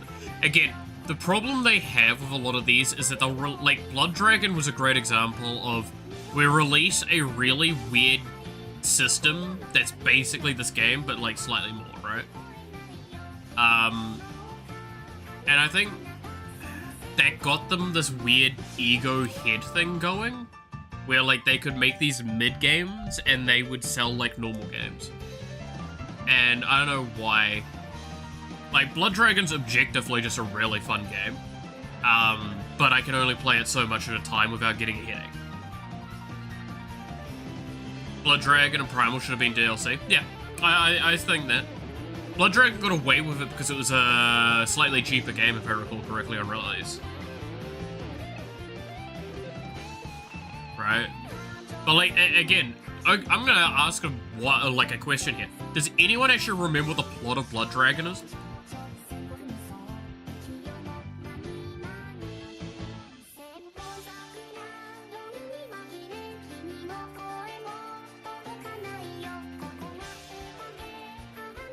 Because, like, does anyone actually remember what the plot of Blood Dragon was?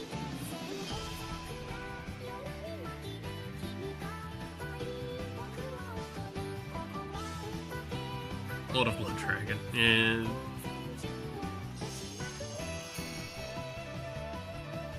Are you gonna pull up the fucking wiki? Look, I'll say this now. I don't remember jack shit about the plot of Blood Dragon. What I do remember, that fucking tutorial sequence. Jump.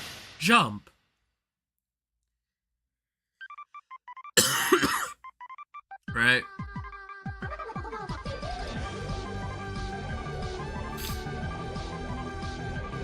Still envy Ubisoft sunsetting Expired. That's such a cool idea. And of course, like, Ubi fucked up everything.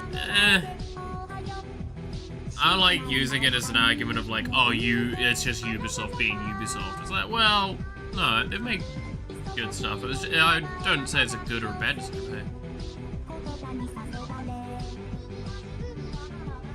We decided to kill him even harder. Honestly, that sounds about right.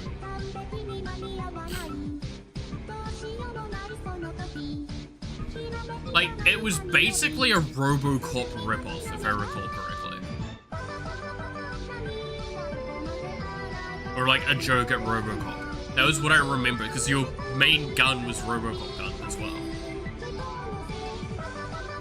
It took over the Blood Dragons at some point? Yes, that I do actually remember. He tried to take them over.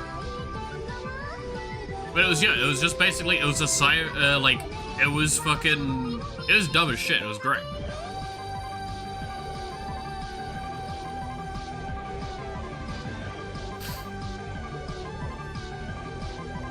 Look, the fact that you could run around with a fucking minigun and then eventually put rounds in it that had like traces and shit like that, and just go like, hey, there's a blood dragon, let me dump my clip into its fucking head, and it just dies because you're firing something that's equivalent to a fucking A10 Warthog.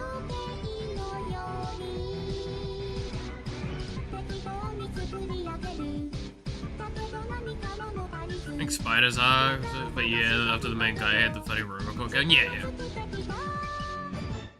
Yeah, like, genuinely, it was a shitpost of a game, it was fucking amazing. That's why I want to play it, because, like, I don't want to play Far Cry 3, because Far Cry 3 is such a big game. I'd be spending ages on it.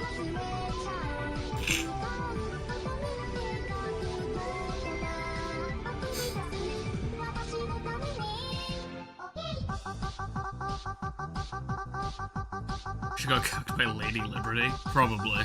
Sounds about right.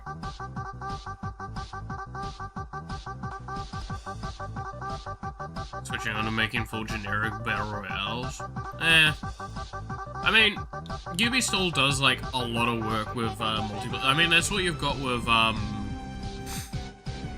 Rainbow Six Siege, right? Like that's their main shooter project. They've committed to that one for a long time. In fact, I believe they're getting a engine overhaul soon, right? Finally, which, my god, it needed it. Because, what was it?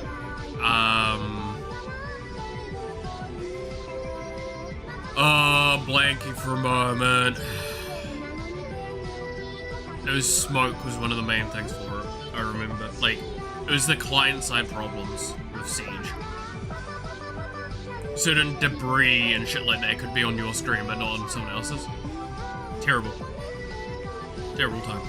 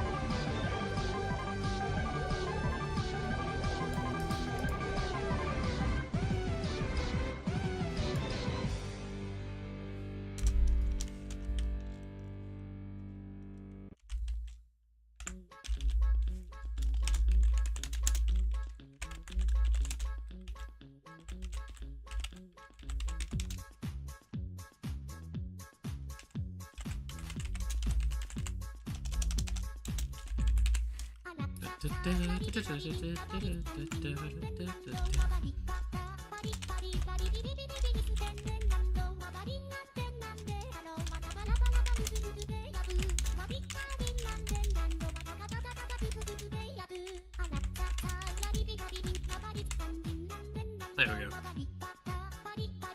Rather used to find still alive than R6 with its wicked now balance. I'll die on that hill. Fair enough.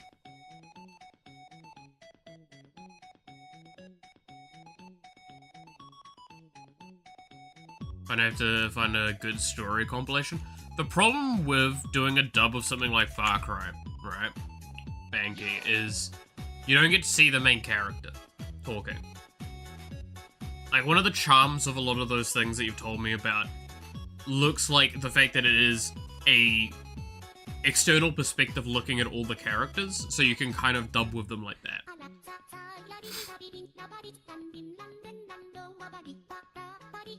While I'm not saying it wouldn't be doable and wouldn't be fun, I do give it that sort of, like, argument. Right? It would definitely fall just a little short because of that, I think.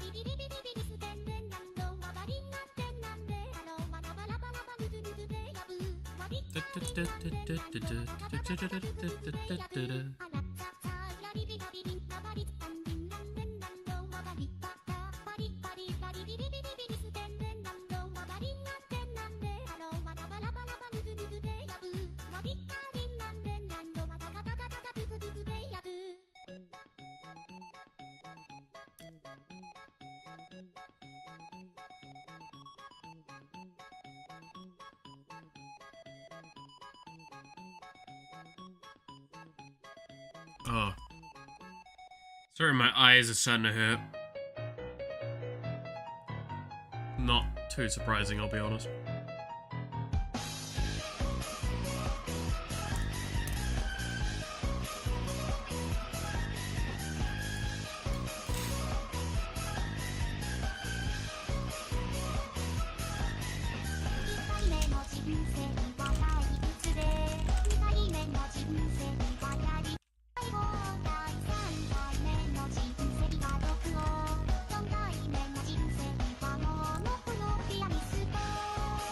No matter what, I like the dubs of more cartoonish games, far more realistic than realistic ones.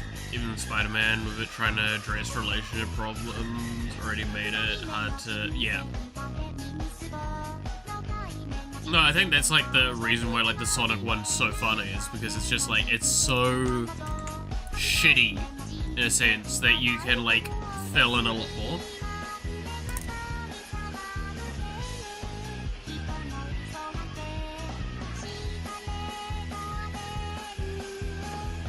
I think that's kind of an important acknowledgement I give with it.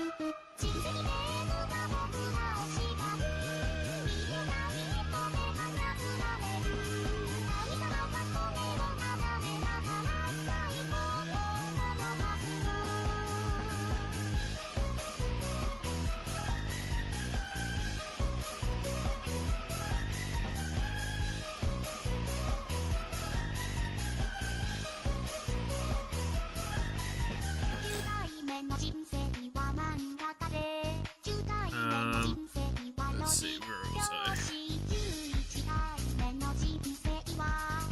So we stick with Arkham Asylum. Gotta do it in a week or two. Well, I'm trying to think when I would get the timing for it.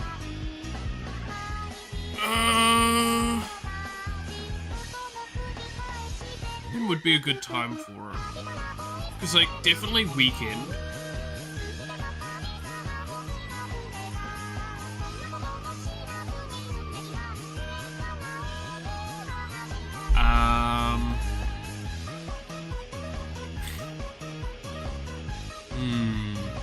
Because I can say probably not next week. I think I can say that fairly confidently. Because we need to sit down and do a little bit of practice for it as well, right? Not a lot, but just like a little bit, so we know where we kind of stand and know what we need to bounce off with, right? So, if you can find a good, like, source to use as a baseline for us, flick me a message about it, and kind of give me a rough idea of where your schedule is at. Then I'll see what I can do to, set aside the right timing to just practice a little bit, and then possibly, like, a week after that or two? Like, I think next month is a solid shout. I think we can definitely get to it sometime next month. It's just whether or not schedules line up for it all and everything like that, right? And I say next month because this is the end of the month, basically, we're at right now. So, if I say not next week, then it guarantees next month. Oh god. My brain. That's good, cool. Because, yeah, like, I'd like to just, yeah, do a little bit of practice, get an idea for the feel of it all, play around with it, and then we can, like, do something pretty solidly after that.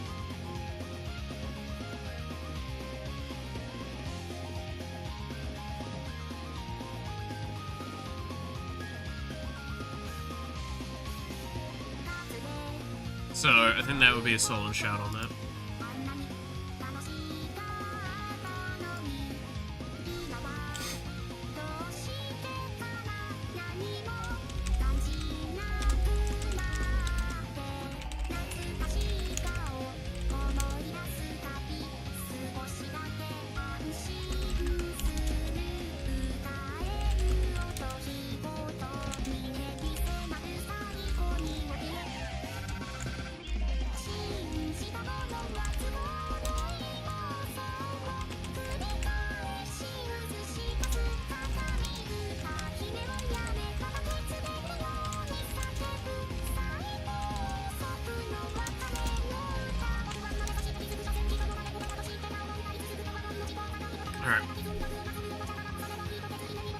What do you think about SE1? I think it really opened up the world intended to open world FPS pretty much.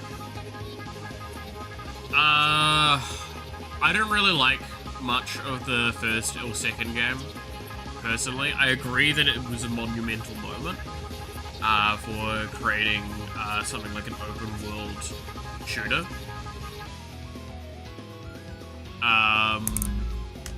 But I do think that, like, external to that,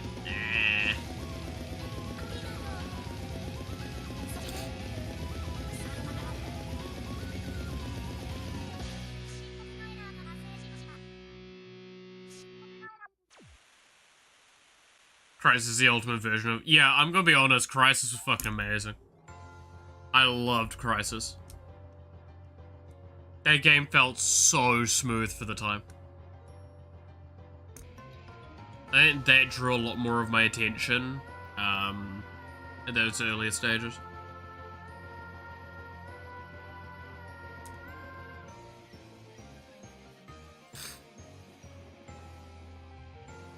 Yeah. No, I agree with Banky there. I think Banky summarized my thoughts in a really nice, concise way there.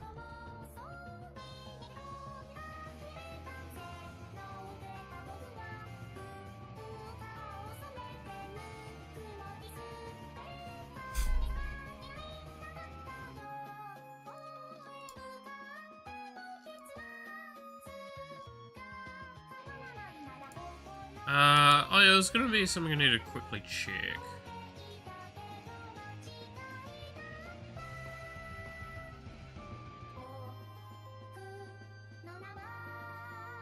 Don't do anything naughty on YouTube, because I don't want to have to go fix something. It'll be fine.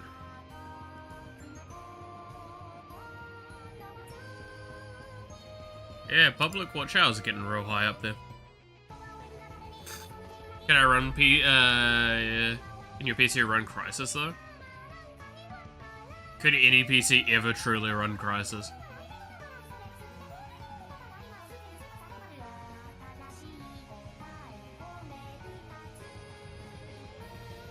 But more than anything, it feels like a game made in 2008. Yeah.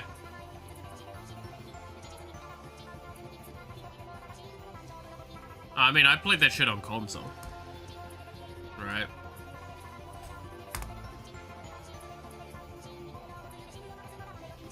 Most shooter games I've ever played, I've played on console. I've got an original Xbox, an Xbox 360, and a PlayStation 4. And a Nintendo Switch and a 3DS. A 3DS XL, to be precise. Those are the ones that are currently in my possession. Oh, I also have a PS2 somewhere.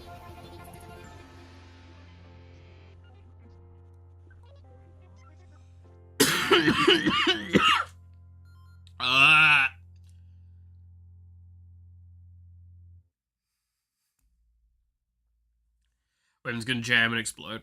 Yeah. But the problem you've got is, while that makes the game more realistic, doesn't make the game more fun. Right? I've talked about this before.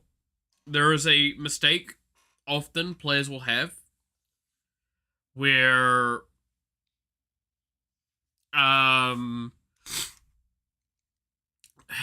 they think a game getting more realistic makes it more fun. So it doesn't.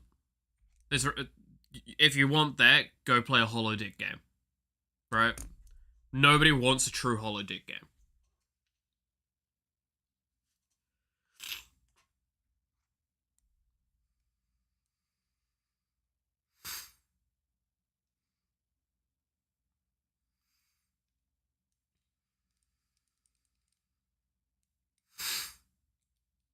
So no chance for Savannah? Yeah, but it's more of an argument of, like, another game could do it, right? That's what I think Banky's saying. Is it would just be nice to do that sort of thing, not per se Far Cry. Far Cry is not likely to re-explore something it's already done.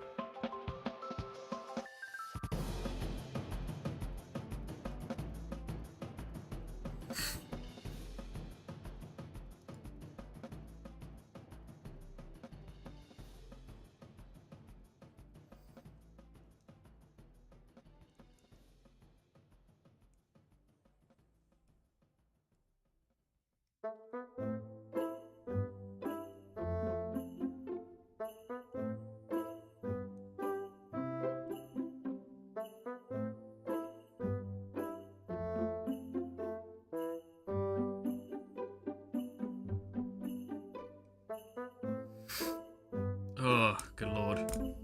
Man, I fucking hate being sick.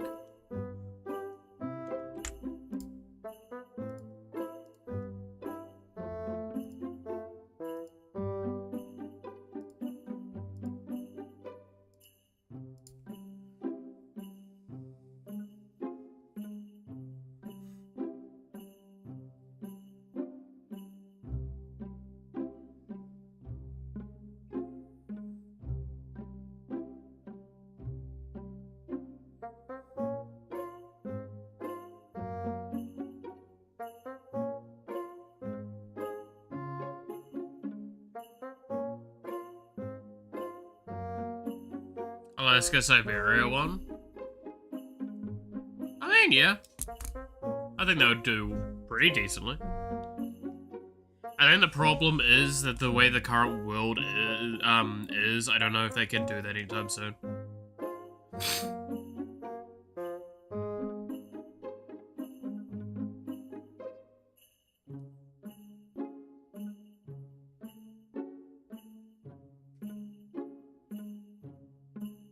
Yeah, no, I'll agree with that to at least an extent. Thank you. It's like, they do quite a good job of making fairly stunning worlds. And making them feel... I don't know if I want to say lived in. But you know where I'm kind of going with that idea, right? Organic, maybe? Organic feeling. Yeah, something like that.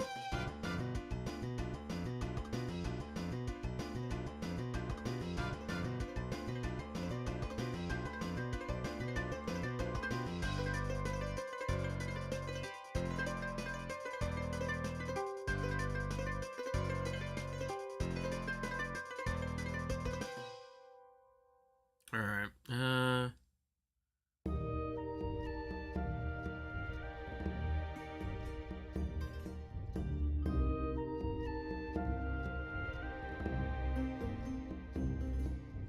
Skateboarders, Valve, but also as lazy as them. I don't like those words for that argument. I also don't know if I really like the old guard argument as well, right? Because, like, yeah, they've been an industry staple for a very, very long time. But, like, the problem is that they're, much like Blizzard even, and all that, is they've gone AAA. And it's like Hollywood. Hollywood used to be so great, is an argument I've heard. Yeah, but it's AAA development. AAA development ruins that stuff because it's now about how much money can we fit into this, and then how much money can we get out of it. Right?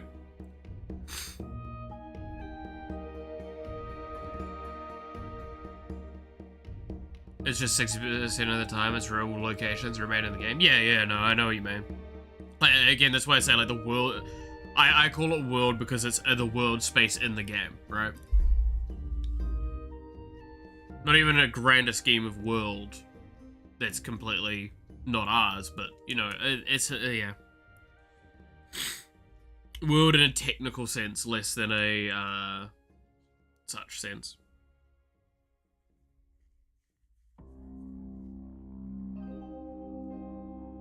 That's what I mean by lazy. Yeah, that's why I say, like, I just don't like I don't quite like the wording, because it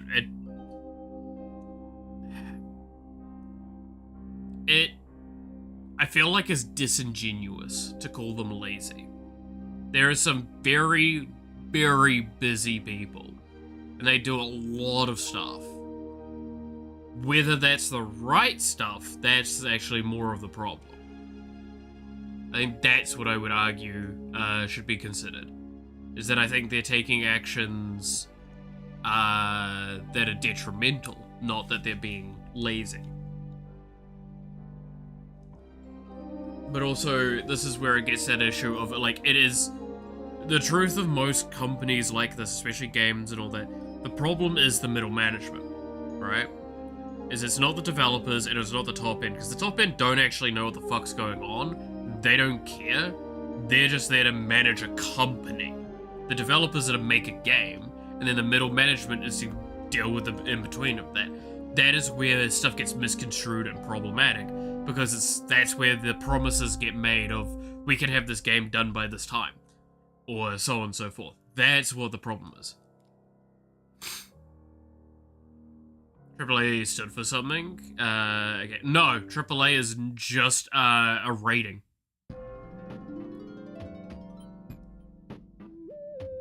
Because there's A grade, B grade, all that stuff. AAA is just of a specific bracketing. It's an expectation of how much money got put into it. Typically, is what the kind of expected margin is for it.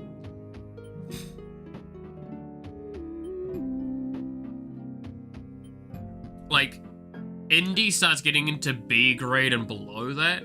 B grade is, again, like, we know the term B grade horror, right? B grade horror is a pretty common turn of phrase that I think we've all come across at some point in time, where it's like, it's a horror movie that's not done by a large-scale studio and company, but it still has some production effort. Like, that's where we say, like, that's where indie either sits there or below there.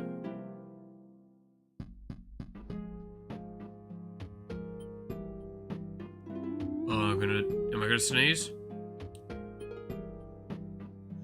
Alright.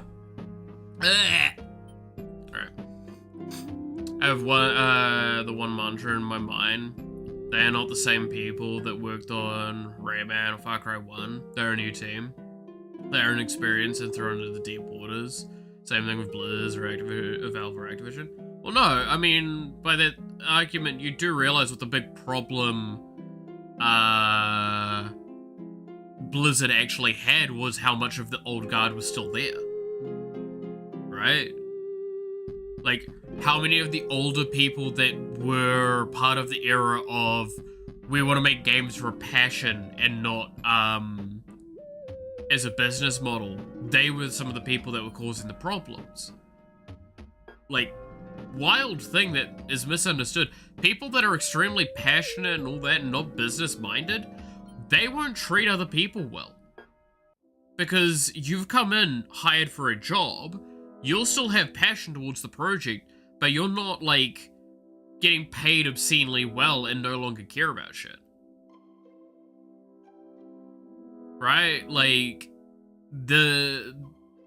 again, the other problem Blizzard had was it had members that had been there for so long that no one could do anything really to them, and they were let to run rampant. This is the same with other companies. It's the new blood that's actually helped improve a lot of these companies, because they've actually brought to attention these are problems. Riot had that issue, Blizzard had that issue. There are people that are around my age that have only been game deving for like 10 years at most, and are some of the best things that have come about from all of this. Now, I'm not saying all old guard developers are like this. God, no, I'm not trying to say that, but I'm definitely saying this is something we have seen.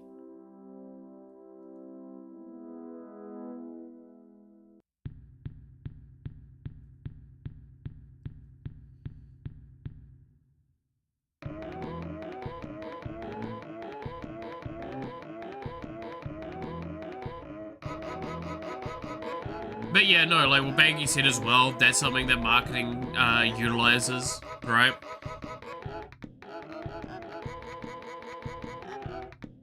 Let's say that it's a double-edged sword. Too young, inexperienced, or too old and corrupted and burnt out. Oh yeah, no, again, like, I'm not going to disagree with that. There is definitely youth that are inexperienced, that's the thing of being young, but you do come in with fresh new ideas. And old become burnt out, corrupt, those are definitely very important factors, but they also become set in their ways, right? No, this is how we made games back then. So, yeah, but that doesn't work anymore. No, this is what we used to make. And then they make the game and it fucking flops. We've seen that. Like, I'm not trying to say it's a cookie cutter situation. I'm very much trying to say the opposite. I'm trying to say how, like, multifaceted it is and how it's impossible to really look at any singular thing as a problem point. That's why I say, like, middle management is often a lot of where the problems occur, but they're not the only place. Again, there are developers that are just creepy bastards. There are executives that are just money hungry. This happens. These are things. They're not the overall majority, though. Right? Like, at the end of the day, think of it like this, is most top-end executives, like top-end executives, want to make the company money and want to pay the people that work for them. Right? The vast majority are like that. Now, do they line their pockets in the process as much as they can? Sure, I'm not going to disagree with that, but also they kind of, there's some expertise and work and there's arguments. I'm not going to try and get into that one. And developers are just there to get fucking used and abused by the middle management to ensure that they keep their upper management happy. But again, there's all sorts of little different points. Also matches the talk of politics in the world at this point, because even new and promising heads, aka indie devs, sometimes make stuff so AAA hurt. Yeah. It does not have to be this way, applies here too. It does not need to earn over 50 million from just the pre-orders. Well, I mean, that's the problem, is if you're talking into AAA, it does. AAA has margins and expectations that it needs to uphold. Because of the amount of money that goes into those games. They need to be able to pay the fucking people that worked on it. And, like, they have to make a profit margin. There's got all their fucking numbers that we can't even comprehend. They've got their numbers that tell them, this is how much money it was to get the people here, and this is how much money we need to get to the next point.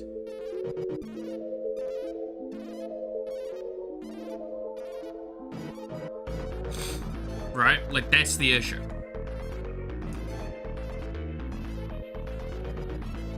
It's those have to be done, and that's understandable in a AAA environment. Like, wanting to go, why don't they bring back the passion? Why do they bother with this and that? It's like, well, go play indie games then. What you're asking for is what indie games are. Don't look at AAAs for that. You're now putting an expectation on AAAs that's just almost like you're treating them like shit by doing that, because you're not treating them as they are.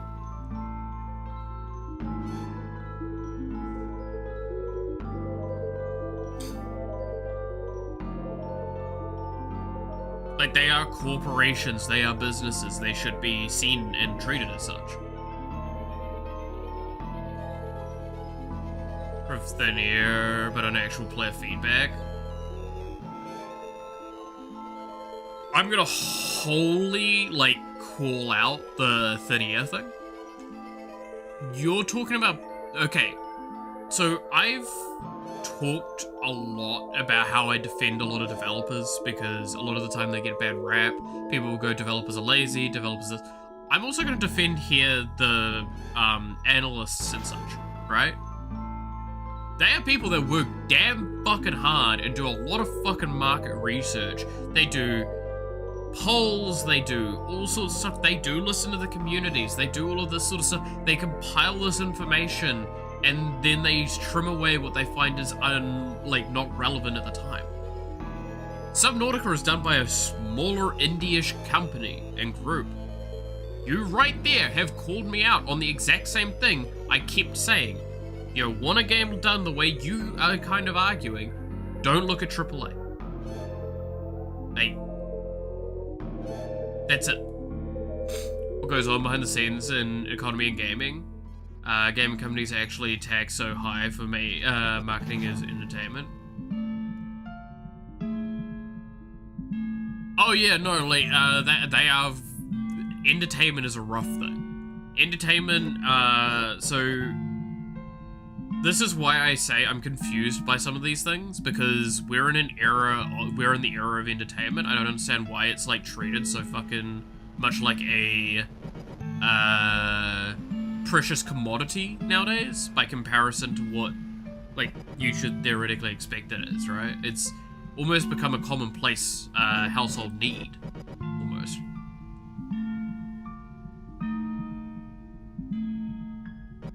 Not saying that they aren't needed or something. Their ways are just giving off wrong results. That's what I mean. They can make miracles. So this is where I kind of pull back on the idealistic side of things here now. This is why I'm like, I don't think they're given wrong results. I don't think anything like that. It's just, do I think there is misinformation in any information transfer between probably the groups? Sure, yeah. I'll concede that that probably happens more often than it should. But again, like that's kind of why I say like middle management is often a lot more of a root cause problem, because they're the point in time where the information gets transferred around.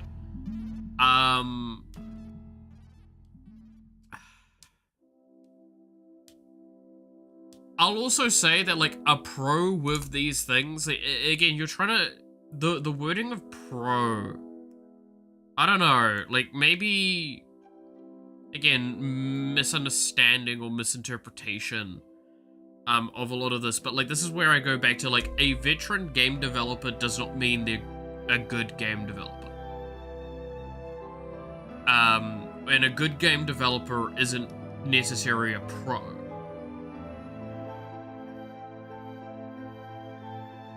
I'm not saying who's to blame. That's the problem. No one's to blame.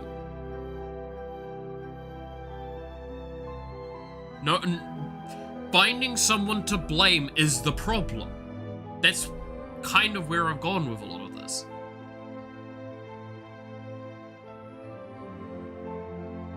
Like, the blame lies everywhere and nowhere at the same time. Like, going, I need to blame someone is a problem. Because by doing that, you're forcing that there has to be an issue on something that potentially isn't an issue. Blaming is the goal. Yeah. Every place. God damn it. I can't condone blaming anything or any group per se. Like, I'll definitely say there are issues here and there, right? There's no issues. That's not what I'm saying. Maybe I'm too sick for this, but like, I have said there are issues. I have said where some of these issues lie. I have not blamed anyone in the process. If there is an issue, that does not mean there is someone to blame. Saying there is... But your logic says so in my eyes? What part, then?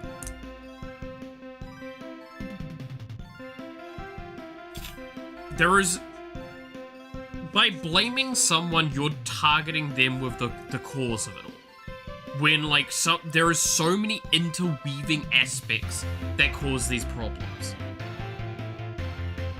It's like, look at society issues, right? Systemic issues. And I know I'm going real grand with this, but it's because I feel like I need to at this point. So, I mean, it's, like, actually universally understandable.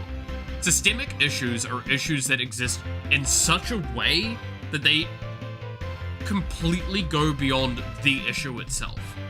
It is the structure of the parliament, the structure of the philosophy of the people, all of these things. Are you going to blame the government for an issue that the populace also propagates? No. You can definitely say there is an issue here, but then you're going to blame the populace. No, because the populace aren't also to blame. Someone needed to cause it? No!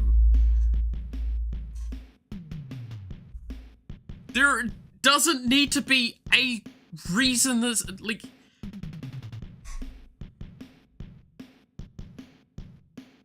Okay, how do I phrase this better? Again, I think I'm too sick to, like, make this debate. It's not even really a debate at this point.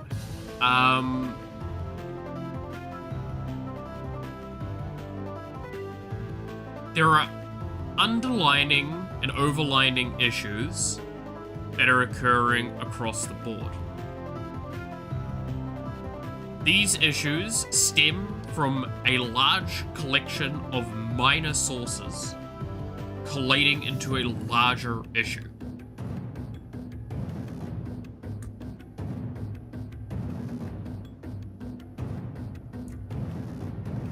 By considering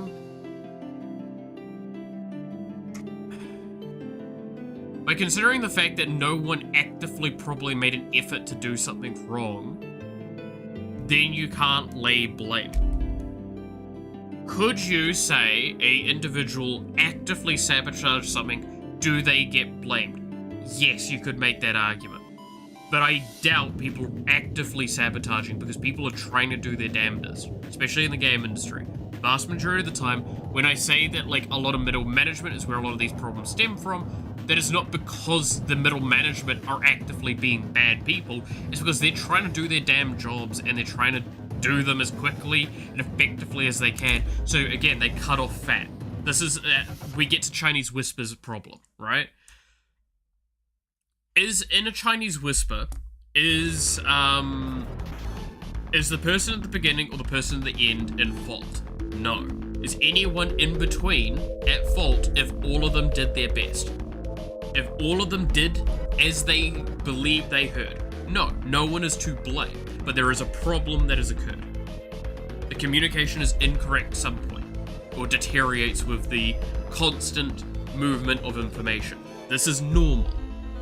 That is what I'm saying is going on with a lot of that sort of stuff, where this information is getting moved around and misconstrued and utilized in the ways, not because of an active effort, but just because it's getting moved around.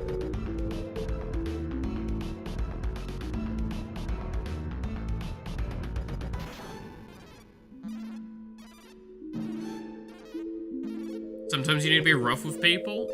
No. Like, this is where I'm, like, clearly you're just trying to play devil's advocate, and the problem is that if you're gonna play devil's advocate, you need to actually listen to the arguments being put forward, because you've spit back a couple of counter-arguments that are counter-arguments if you don't take in the context of the rest of the thing we've been talking about.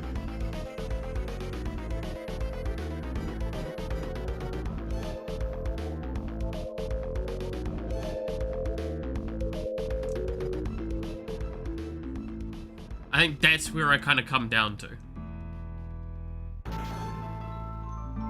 Is that you're making a counter-argument for the current thing, not taking into consideration the greater context that we've talked about. And it's something that happens all the time on the internet. And is part of the stuff that frustrates me the most. Is people will sit there and go, well, if you say you like apples, that means you absolutely despise oranges. It's like, I didn't say that. I said I like apples. Or like, I like banana, whatever the fuck. Right? Like, I like apples. That's all I've said. Oh, but that means that you dislike this. No, I didn't say that. You're now creating a false interpretation of the argument by only looking at the context of this exactly and then interpreting it in a very pointed way that gets your point across. Because maybe that person also doesn't like oranges, or they think they're the only one that likes oranges truly, so therefore everyone else is wrong because they don't like oranges. Again, terrible argument, but is maybe getting the point across. Again, I'm really fucking ill. I feel like I'm grasping at straws right now. I'm barely able to breathe. So, give me a little bit of slack, eh?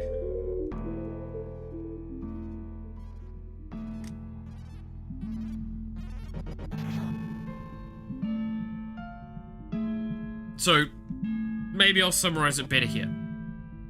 Looking at the current state of AAA, there are a lot of issues. These stem from the fact that they are large-scale companies and conglomerates. They are trying to turn a profit, and they're trying to sustain themselves. And by doing this, they treat game development as a more specified process. A very much, game development is no longer kind of the charm of what you see with indies. Nor will it ever be. Unless there is a mass-scale collapse and cultural change in that industry. I can't say that's going to happen or it's not going to happen. I don't know what happens tomorrow. I don't know what happens in 2 minutes. But to assign blame to any singular individual is incorrect. In fact, often what we see is a CEO will step down as an attempt to shield the company from blame game. That CEO will step down, move to a side, and they will take the flag. But you have to give a lot of props for someone that is, like, capable of being emotionally strong enough to try and do that. Right? Now, we saw with Unity in a few years back, a massive scale issue where there was a misunderstanding of the reach that they could go with. That there is a example of a massive fuck up. Now, where did that fuck up occur? I can only speculate, but there was probably a suggestion made at a meeting of some kind at a higher caliber. They did market research, and the research showed there is not really a precedence for this. We can probably try it. It went unequivocally bad for them, and in the process, they had to do everything they could to reverse the damage they had done. This took some time. This took a lot of heavy, intense decision making done by a lot of people that worked probably night and fucking day to rectify an issue they didn't understand because there hadn't been an example of this in the past. Now, a lot of people with hindsight can say it was a horrendously bad idea and it comes off really scummy. I think that's correct. I think that's an adequate way of looking at that. I think everyone kind of agrees that. But that's something we definitely know now, we didn't know for sure before.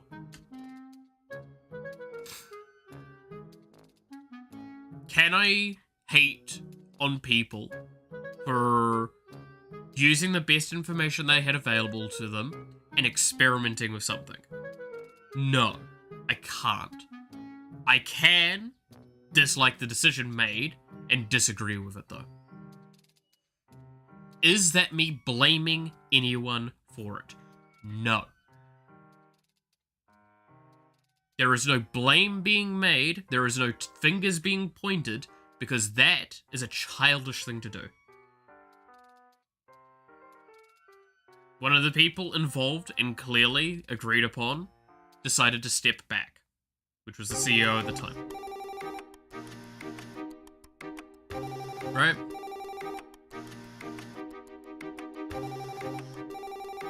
I can hate on people for anything. Don't know how people have trouble doing that. Yeah. Now, there are circumstances where I will say blame does lie with a singular individual, or heavily with an individual, and stuff like that. I won't try and dissuade from that actually occurring. I could use an example, but I don't want to get political, and that should give you enough of a value of understanding. But it's important to recognize that laying blame is just, it's an eye for an eye argument, right? And you just, by the end of it, you'll hit an escalation of violence, right? I talked about this with, like, Judge Dredd and RoboCop and all that sort of stuff a few times. And I always love these arguments for this stuff because it's fascinating to me, which is escalation of violence is an architecture where it's not eye for eye. That never truly happens. When someone does you something wrong, you do something worse. Then they will do something worse than that, and this will escalate. At some point in time, it will escalate beyond a point of comprehension. Problem is, question, who started it? Nobody knows anymore. And it doesn't really matter. It is so beyond a point of mattering. Judge Dredd is a perfect example with this, going back to that, where it's the, basically the gangs and stuff have beyond military grade equipment that is insane and shreds apart, like, civilians without caring, right?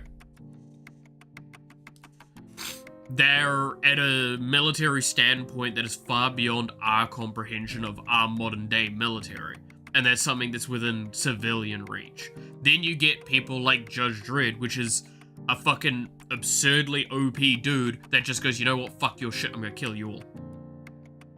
Something happened at some point in that kind of world.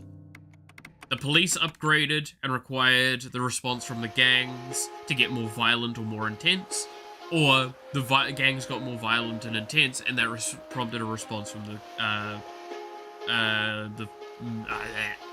law enforcement, right? But it kept escalating, and it keeps escalating, and it keeps escalating, and it keeps escalating, and it keeps escalating. That is what blame just becomes. You keep blaming developers or anyone on there, they're just gonna sit there and go, well, it's also your player's fault. Oh, it's not our fault. You just fucking were a bunch of assholes and didn't give us the feedback that we wanted, or the feedback that we needed. Oh, how dare you? We tried to give you feedback. Okay, where? How dare you insinuate that we didn't, like, put in the effort? You just clearly were lazy developers. No, we worked our asses off. We haven't had, like, a proper night's sleep in, like, 2 years. Oh, see, that's the problem. You guys can't even fucking bother to sleep properly. You probably did it all Like, this is where it gets to. It's a cyclical argument of people throwing blame around. Don't bother. Just don't. It's not worth it. Just don't. I hate that I'm having to do peace fucking talks on a goddamn dev stream while I'm sick.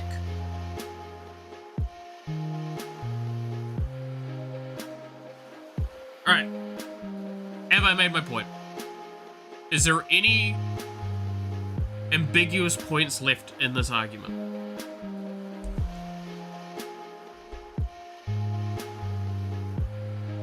Sleeping, walking, you talking about Judge Dredd using him as an allegory for game design? That's about right. How you doing, Matthew? Hope all's well.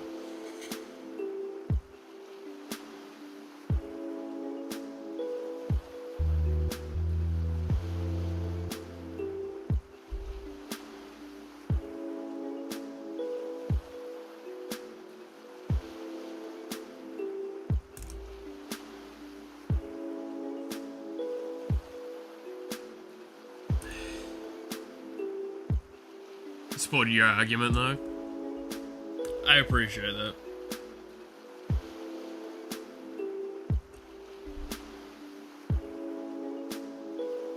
T-Rex skeleton that I got on Tuesday. Oh, fuck yeah, that sounds awesome. Dude, you gotta send me a photo when that's done. You know, right? I gotta see what that looks like when it's done. Sounds cool as shit. There's a frog driving the skeleton? Oh my god, what? That sounds amazing. Dude, I wish I could do, like, Lego building streams. Do we want to see that one day? Lego building stream? I'd be down for that. I'd need to obviously get a Lego set to build. Probably have slightly better of a setup for it.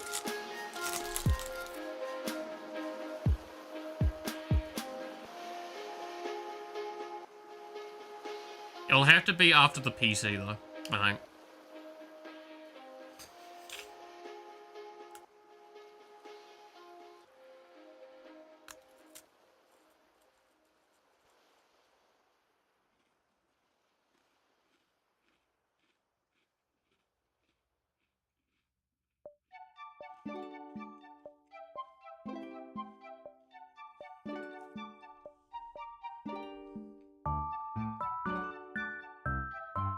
Right.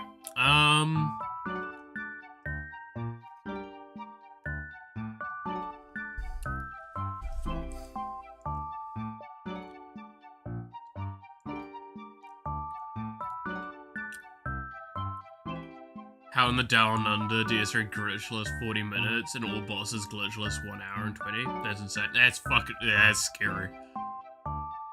Send you a pic of the frog on Discord. Ooh.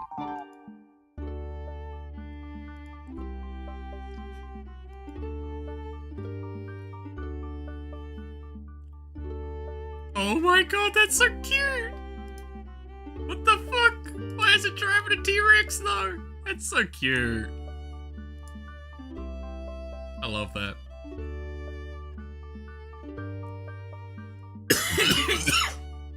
Alright.